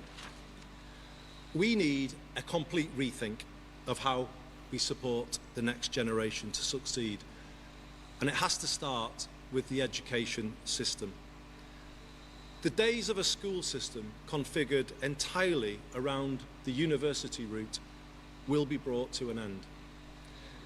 University is great for those who want it, but when are we going to focus on the life chances of those kids who want something different? When? The country hasn't done that for a long, long time. People have argued over many years for an education system based on parity between academic and technical, and that is what we will build, giving every young person growing up here a clear path into a re-industrialised Britain.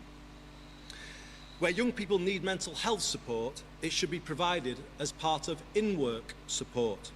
And we will answer the call from the mayors, and particularly the Mayor of the North East, for devolution of employment support and changing the way we support and sustain people employment, working much more through our community. So basically he's going to carry on doing this 3 hours for Poundland shit? In-work mental health, yeah.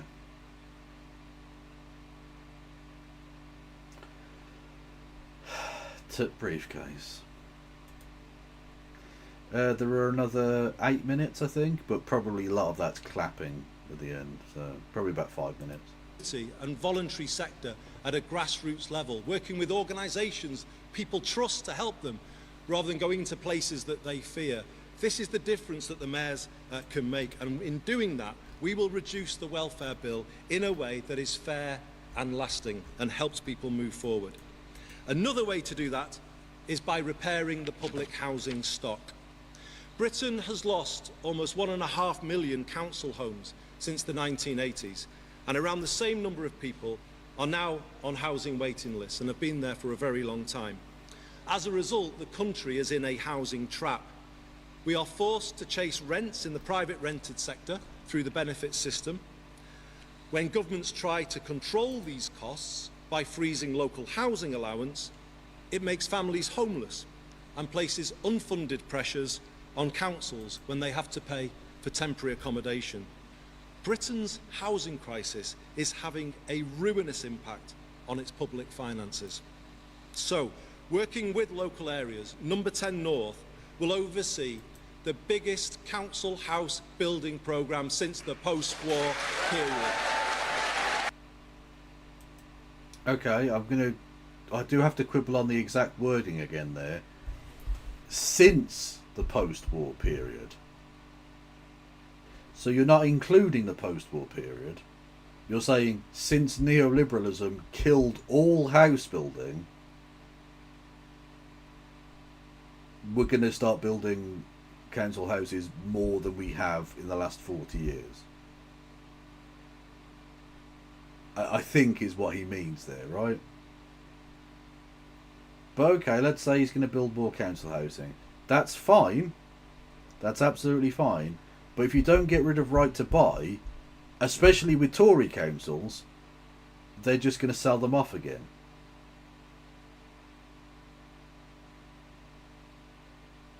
Not just that, but I think they should introduce a law where if your council house was previously council, when you come to sell that house, first rights of refusal should go to the council. So the council, if they want to, they can repurchase that and have that as council housing stock again. They don't have to, of course, but it should be allowed, and that would be a great way of reversing the bullshit, undoing some of the damage that right to buy has done.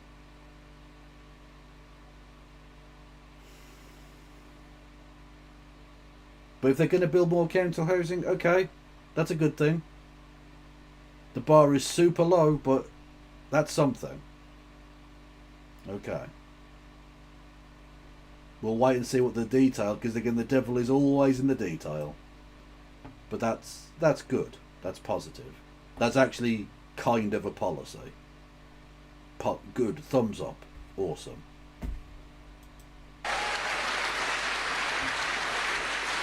Sometimes maybe good, sometimes maybe shit.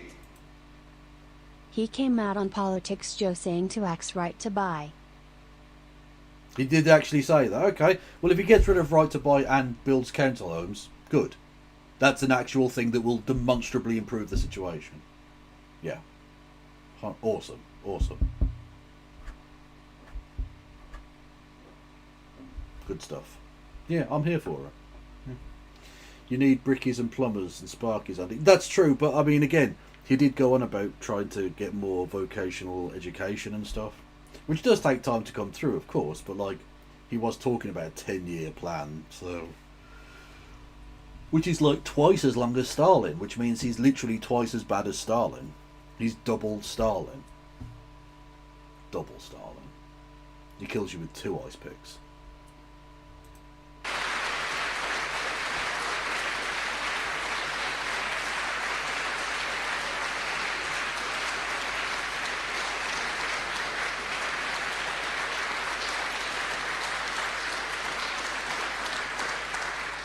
We will use public land, vacant public land, to reduce costs. Let me just take you back to when I grew up here in the 1970s, and Steve Rotherham and I have written about this in a certain book.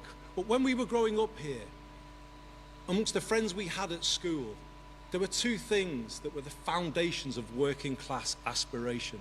A council home, a secure home that was the foundation for everything, and then good technical education. And those things have been taken away in the decade. Surely it was having a job that you thought would exist forever. That was the post-war consensus sort of guarantee, is that these jobs would be here. Literally, employers used to advertise jobs for life.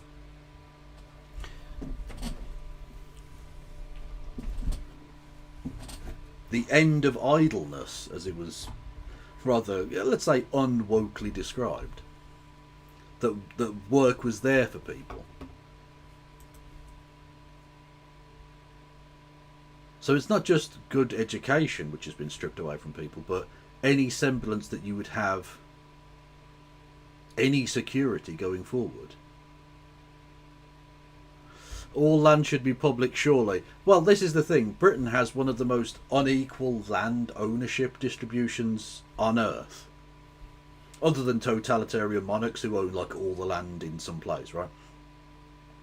The monarchy owns like God knows how much of it, huge proportions of it.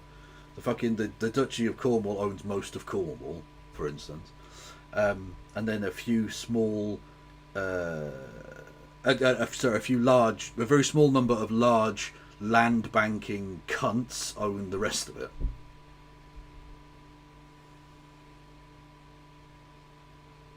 And it's always sort of been that way to a degree. It's just it used to be feudal lords rather than wimpy homes or whatever that owned it all. There's too many golf courses. No, there isn't. Right, okay, I've done this rant before, but I'll do it again.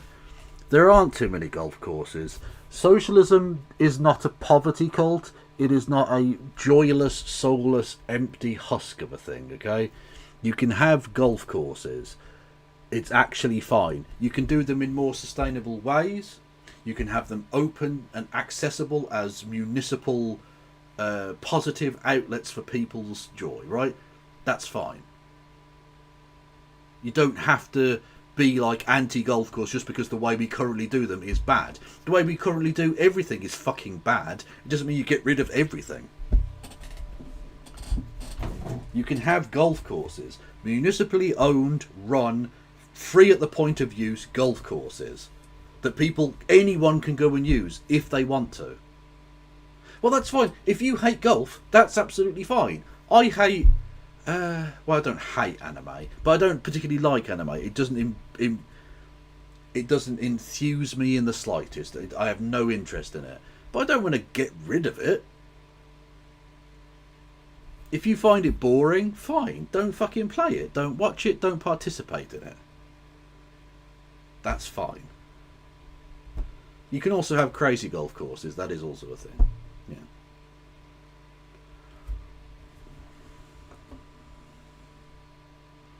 Anyway, the point being is that you should have all of these amenities, be it golf courses, football pitches, fucking children's like playgrounds, all of these things that make potentially your 8 hours for rest, 8 hours for work, 8 hours for what I wish. The 8 hours for what you wish has to be filled with things that you want to do. You're not just going to go home and read theory or something. People want to do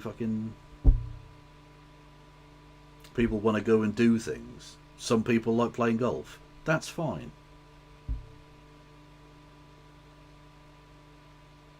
Again, they have to be done more sustainably than they currently are, because we're going to have to reduce energy cost and water and energy usage and water and so on and so forth. But you don't have to get rid of golf. What you have to do is get rid of the cunts who own all the golf courses. That's what you need to do, and then open them up for everyone. Socialist golf courses is what we need.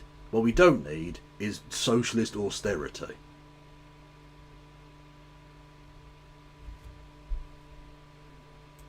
Since. So no wonder so many young people struggle to make it work and then don't make it work. Don't blame them. Blame ourselves. We haven't been giving people this stability, this ability to get on in life. And it's time we did, and brought back working class aspiration, the chance of somebody growing up here to be everything that they can be. And that's what we'll do. And also make this a city where no one has to leave to get on in life, or any of the other cities represented here today. That's what this new era is going to be all about. A sense of hope, of possibility, that things are achievable that you might not have thought were. See, hope is the word, right? Because if there's one major thing that Zach Polanski should be remembered for, regardless of anything he now does from now to the end of his leadership, his time in public life, is not just bringing about the concept of hope, which is positive, that's good, but showing that there really is a sort of genuinely thriving progressive base within the UK electorate, and forcing the Labour Party to reckon with that. Zach Polanski growing the Green Party to the degree, not just him, right? Obviously, it's loads of people up and down the country delivering leaflets, knocking on doors. It's the other people in the structure. It's the organisation and all the rest of it. Okay, I'm not doing great theory bullshit, but he's undoubtedly one of the kind of impetuses on the national stage for this. He's the kind of face of it all, and him forcing the Labour Party to have to reckon with this by growing the party to the degree it has, by making them a genuinely credible electoral force, both in the polling and in the local elections.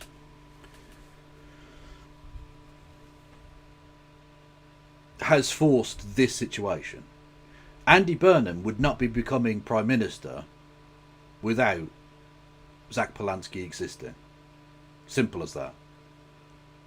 Without any credible threat from the left, Keir Starmer would be just about able to hold on for the rest of his prime ministership, and the Labour Party would be destroyed.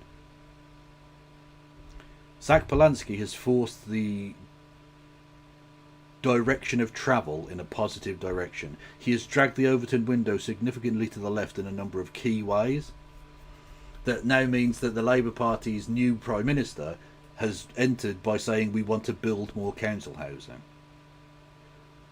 Not just we want to build more houses, not just that we want to get Taylor Wimpey to fucking build unaffordable brackets, affordable but not really, housing, but actual council housing. We have a Prime Minister or soon to be Prime Minister, talking about working class aspiration in a way that you didn't before.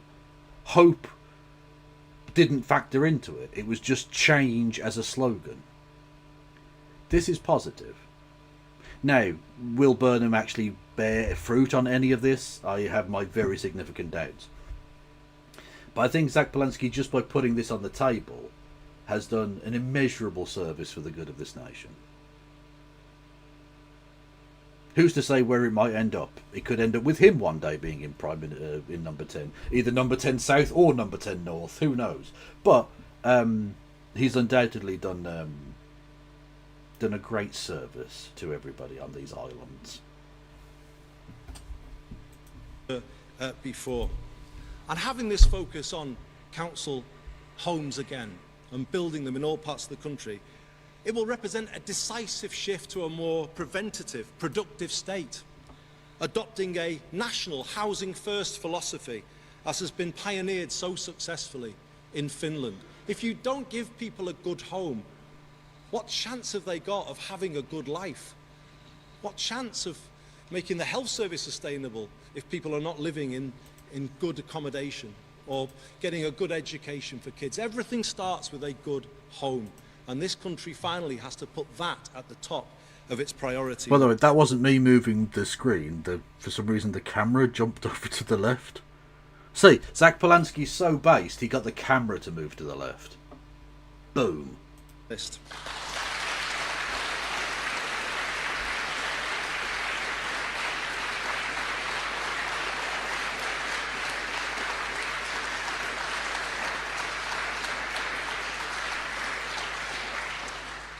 Through this new approach, we will bring higher density residential development to our towns, and number 10 North will be able to support all places to turn around those towns, their high streets and the local centres, increasing footfall on the high street and protecting more green spaces from development. To reinforce that, we will reform business rates to support pubs and high street businesses, businesses that bring social benefits to communities. And let me finish by saying this. Rather than being a marker of decline, shouldn't we make our high streets the new symbol of Britain's renaissance? Okay, again, that's nice, but what does that mean? What's your plan for doing that exactly?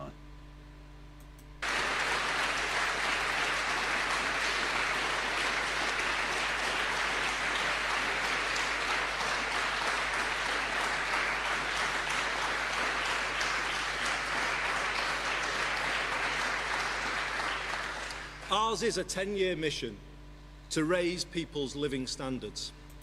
I know people can't wait forever for change. I heard on doorsteps in Makerfield how people need a bit extra now to help with rising costs. I will do my very best to deliver it, and whilst not taking risks with the public finances, will seek to give Britain some breathing space as soon as I can. People need to be able to look forward to a night out or a holiday with the kids. People need hope. Literally, Zach Polanski is in the room. Zach Polanski is the reason that that sentence was ever spoken. This brings me back to where I started, and the stories told in this building of how ordinary people, right back to Peterloo 200 years ago here, changed a British state not built with them in mind.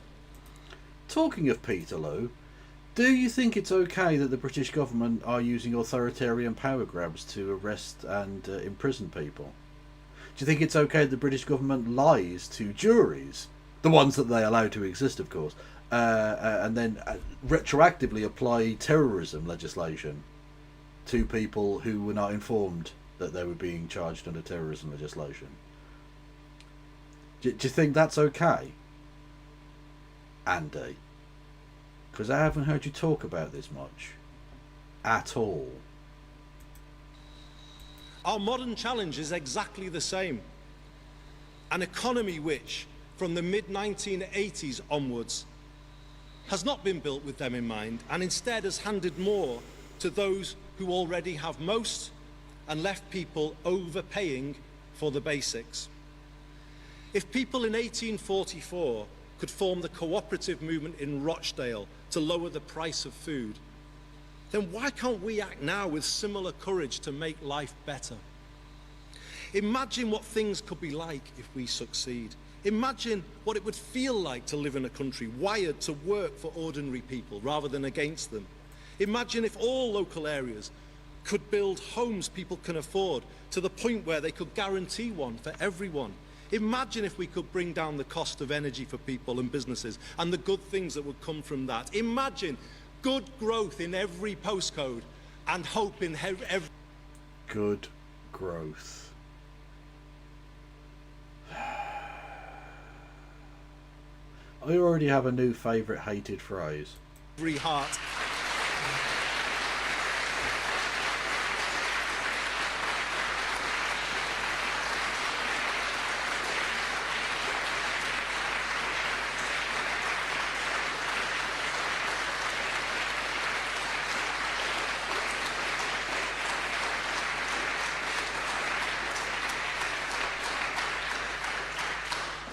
I'll say it again.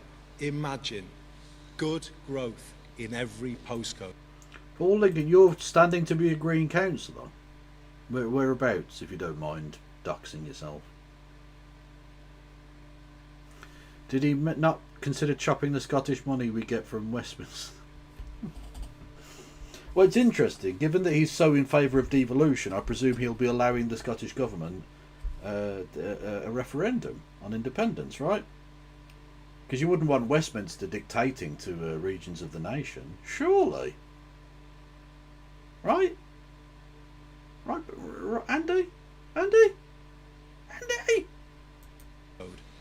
And hope in every heart. Well, imagine no more. Let's make it happen.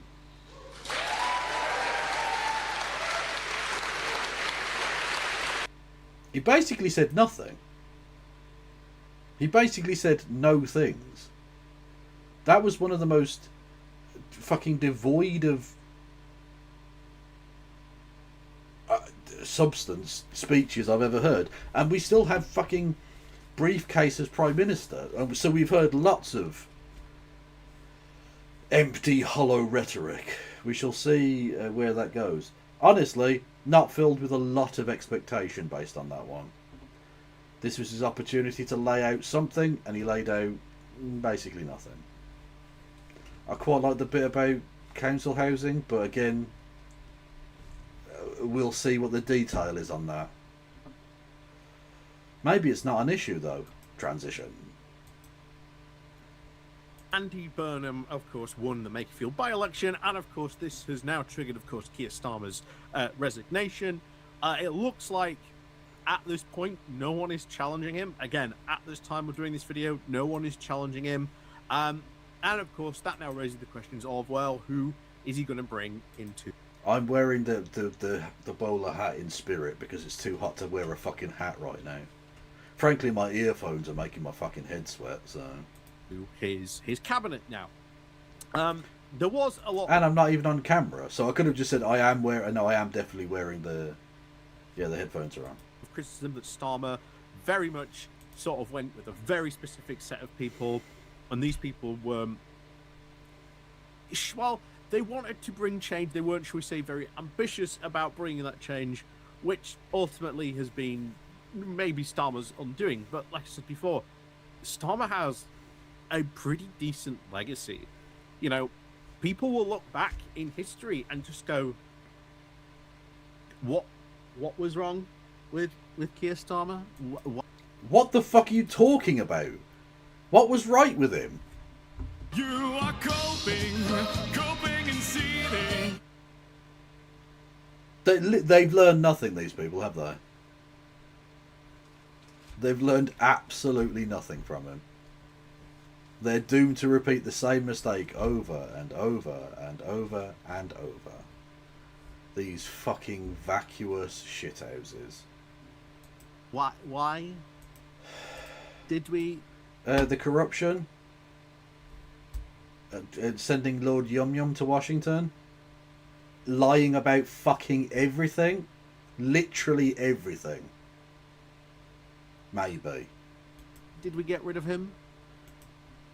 You know, at this point, I can guarantee you that one.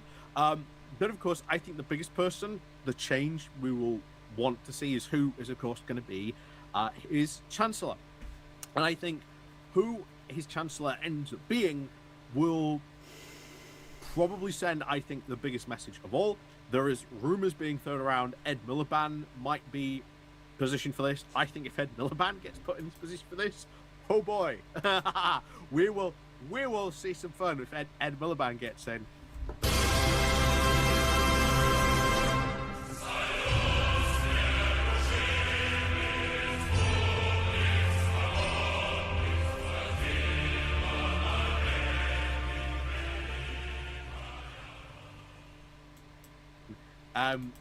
That'll be, I think, very fun, given the fact that he has also done some really good sterling work in his energy, UK energy portfolio and minister that he's been in charge of. He's done some amazing work in that area. So if he can throw that exact same enthusiasm into being the Chancellor, oh, hell yeah.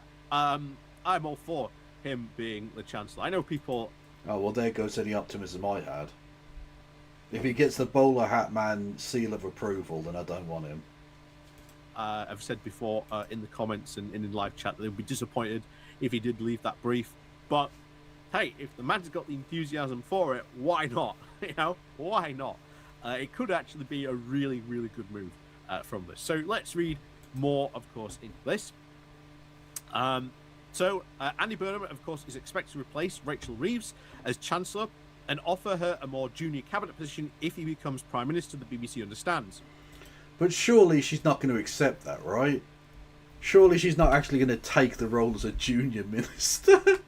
Who goes from being fucking Chancellor and is like, yeah, no, I'll go and do, I'll be, I don't know, fucking junior health minister or something. No, surely not. Surely she goes onto the backbenches or just resigns as an MP. So, a spokesperson for Burnham said that no decisions, of course, have been made about yet who he would appoint. The MP... That's obviously not true, but okay. ...for Makerfield is the only, of course, candidate to emerge so far for the Labour leadership, and, of course, has met with Prime Minister Keir Starmer. What article is he reading? He is reading an article called Burnham likely to replace Reeves if he becomes PM. It's on the BBC.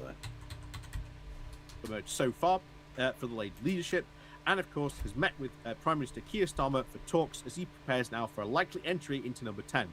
Senior Cabinet Minister Darren Jones has ruled himself out from running for the leadership on Wednesday, And if there are no other candidates, Burnham, of course, could become Prime Minister by the 17th of July. So not too far off on that one.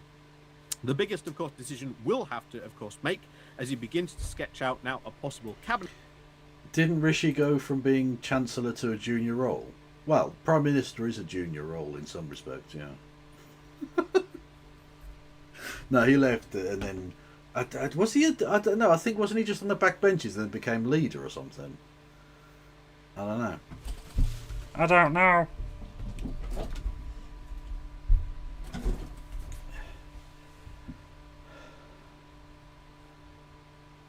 No, I know he was Chancellor, but then I think then he wasn't in the...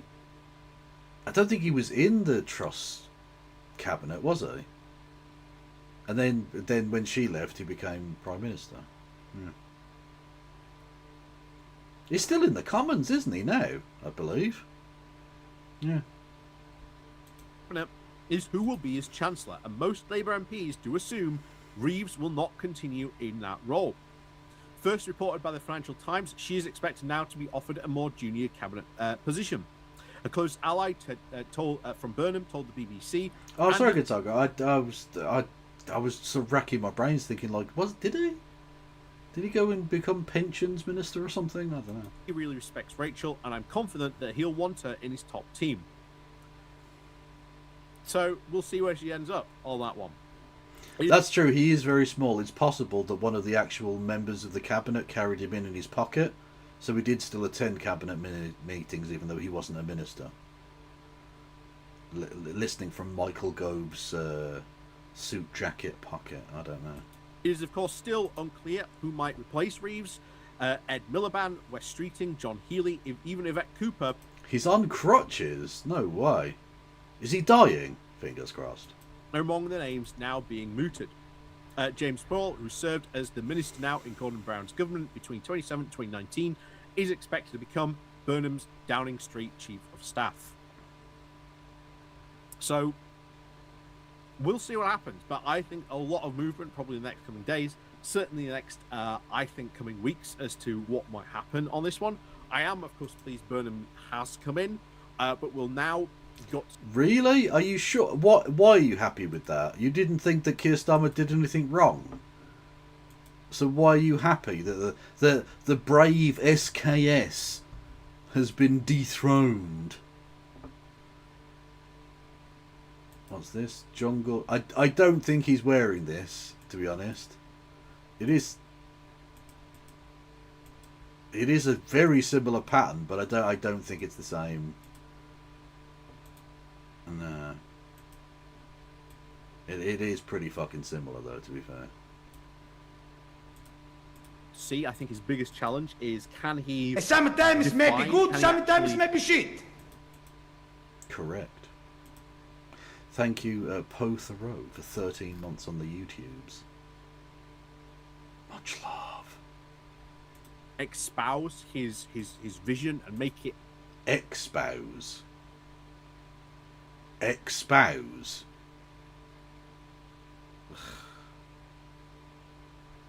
This is the thing. When they go on about... Not Bowler Hat Man specifically, but when they go on when like racists going about, oh, we need to tell the foreigners to learn to speak English. Motherfucker, the English can't speak English. Like you'll hear sort of like a German person speaking English, and they make one tiny little grammatical error, and all of a sudden they're like, oh, I'm sorry, I got this wrong. And you're like, sometimes it may be good, sometimes it may be shit. Motherfucker, your English is perfect. Now I've seen the cushion with a bum imprint on it in those rose leaves behind BHM. I can't unsee it. Yeah, actually, shit. You've just ruined the Yorkshire Rose now. Because now I just see a series of arse prints. Oh, for fuck's sake.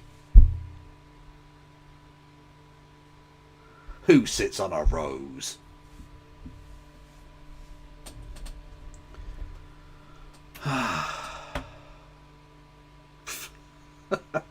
It does look like an arse print. Yeah, thank you, Vic. Honestly, I love having the most degenerate fans in the world. Not fans, viewers. I don't have fans. Fans aren't a thing. Not to get parasocial about it, but I do consider you more like friends than anything. Which is why I take the piss out of you, and vice versa, because that's how friends work.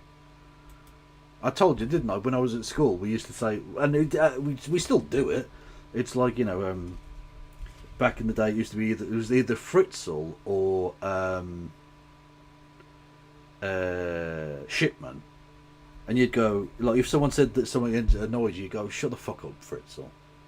Or if you wanted to be really offensive, but again to people you know, it would be like, shut the fuck up, X person, or I'll Shipman your nan, right?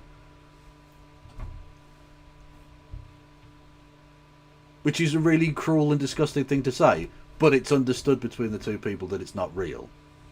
I don't actually hope that his grandparents get killed by a doctor. I am a Kevin fan, I am not sorry. Well, that is terrible. No, not shit on their nan. Old Shipman, their nan.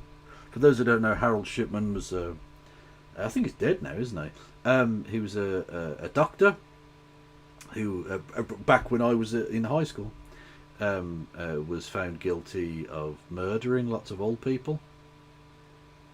He was doing the kind of angel of death type thing, but sort of not really. So he was a notorious figure at the time, and so we used to go around going, "I'll Shipman your mom," you know. But the boys are bad. They're bad. Although, to be fair, girls are also... They were really bitchy. Young people in general are scum.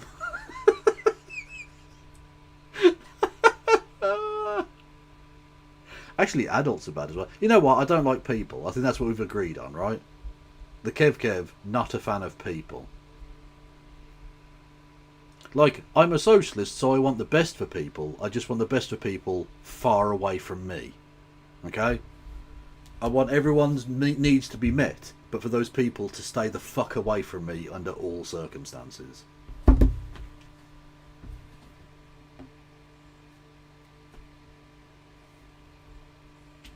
A concrete one. Again, Starmer did a lot of stuff. Mostly shit. Brackets, mostly shit. But it wasn't sort of wrapped together in like a cohesive vision. You know, if so it's just comms again. It's all these fucking people can, like, they're just allergic to fucking learning things, aren't they? They can't bring themselves to actually ever fucking grasp anything and change the way they approach things. They're just going to make the same mistake again and again and again. Oh, it's just comms. It's not just comms. The policies were shit. The comms were also bad, to be sure, but your policies were wank. To take sort of Manchesterism, you know, across the UK and spread it wide, you need to then say people what it exactly is, what exactly the policies that are being sort of proposed in that, you know, under that tagline, and then what exactly those policies are going to do in a lot of these areas. So, exciting times, I think, ahead. We'll see, of course, what happens in the coming days, but I think good and I think positive change on the horizon. Like, I am always, as I said, always the eternal, you know, optimist in politics. I know a lot of... Some might say gullible as fuck. Some might say a willing participant in having their wallet inspected. Constantly. But yeah, optimist is another way of putting it, I guess. People hate me for that, but hey, so be it. But yeah, we'll see what happens. We'll see what happens in the coming days and weeks on this one. But yeah, I think interesting times definitely ahead on this one. So, as always, let me know, of course, what you think down below in the comments. And, of course, as always, we'll see you all next time. I mean, he's definitely right. It's interesting times ahead. Certainly. Yeah, I don't think there's any doubt about that. But, like, war is interesting. It's not good, is it?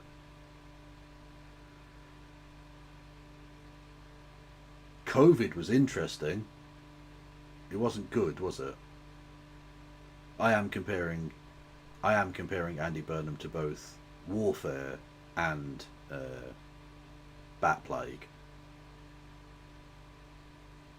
Just saying. And quite literally on that bombshell. So you got some slop at the end. You got some silly slop. What the fuck is this? New member pricing. You can now update your channel membership pricing for new members. 1. Automatic new international pricing. We're updating our market prices to reflect the latest exchange rates. I don't know. Yeah, okay, cool. 2. Optionally, make changes once a year to better reflect the value of your perks while keeping your levels and members intact. Our goal is to evolve channel memberships to support your growth while remaining fair to your audience. Starting with the new members, for now, prices of existing members will remain the same. Okay, review now.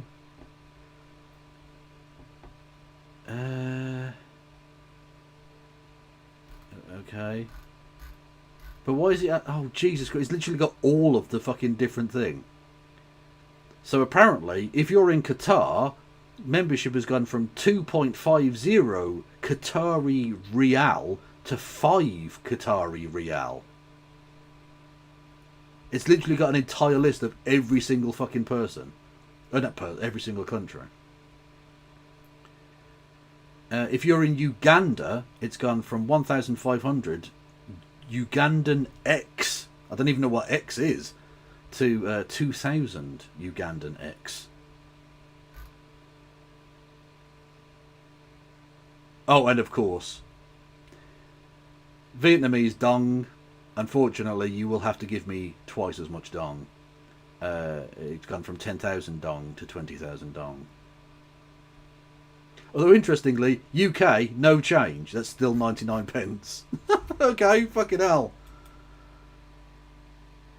Yeah, next. I understand these prices will apply to all new members. Okay, I mean, you haven't... Why tell me to do this, YouTube? Firstly, when I'm just trying to end my fucking stream, leave me alone, you cunts. And secondly, like... What... Like... Why tell me to go through that process when there's no option to tell you to go fuck yourselves? Because I don't want the prices to rise for people, ideally. Although I suppose, I mean, inflation happens, but whatever. Like, I don't care. I don't mind it happening at the end of the year, but what did it have to happen now? Whatever. But there was no option to say no to that. So just why not just implement it if there's no option? Ridiculousness. Anyway, go over to left of the box on YouTube here. Who's going on Twitch? Lux Progressive is going, so go and say hello to Lux. She is good people. Yes. They have not remained the same. I noticed my 99p membership is now £1.49. Well, it said no change for the UK, so I mean, I don't set it. Well, actually, technically I do set it in the sense that there are bands that I can set it to, but I set it to the lowest it can be. So, you know, YouTube decide what that is. Anyway, on that slightly unedifying end, I will see you all. Is it past midnight? No, it is not. It's just past 11. I will see you all tomorrow, chat, but probably not Wednesday because the football's happening on Wednesday. So maybe not. I don't know. Anyway, stay beautiful. Free Palestine.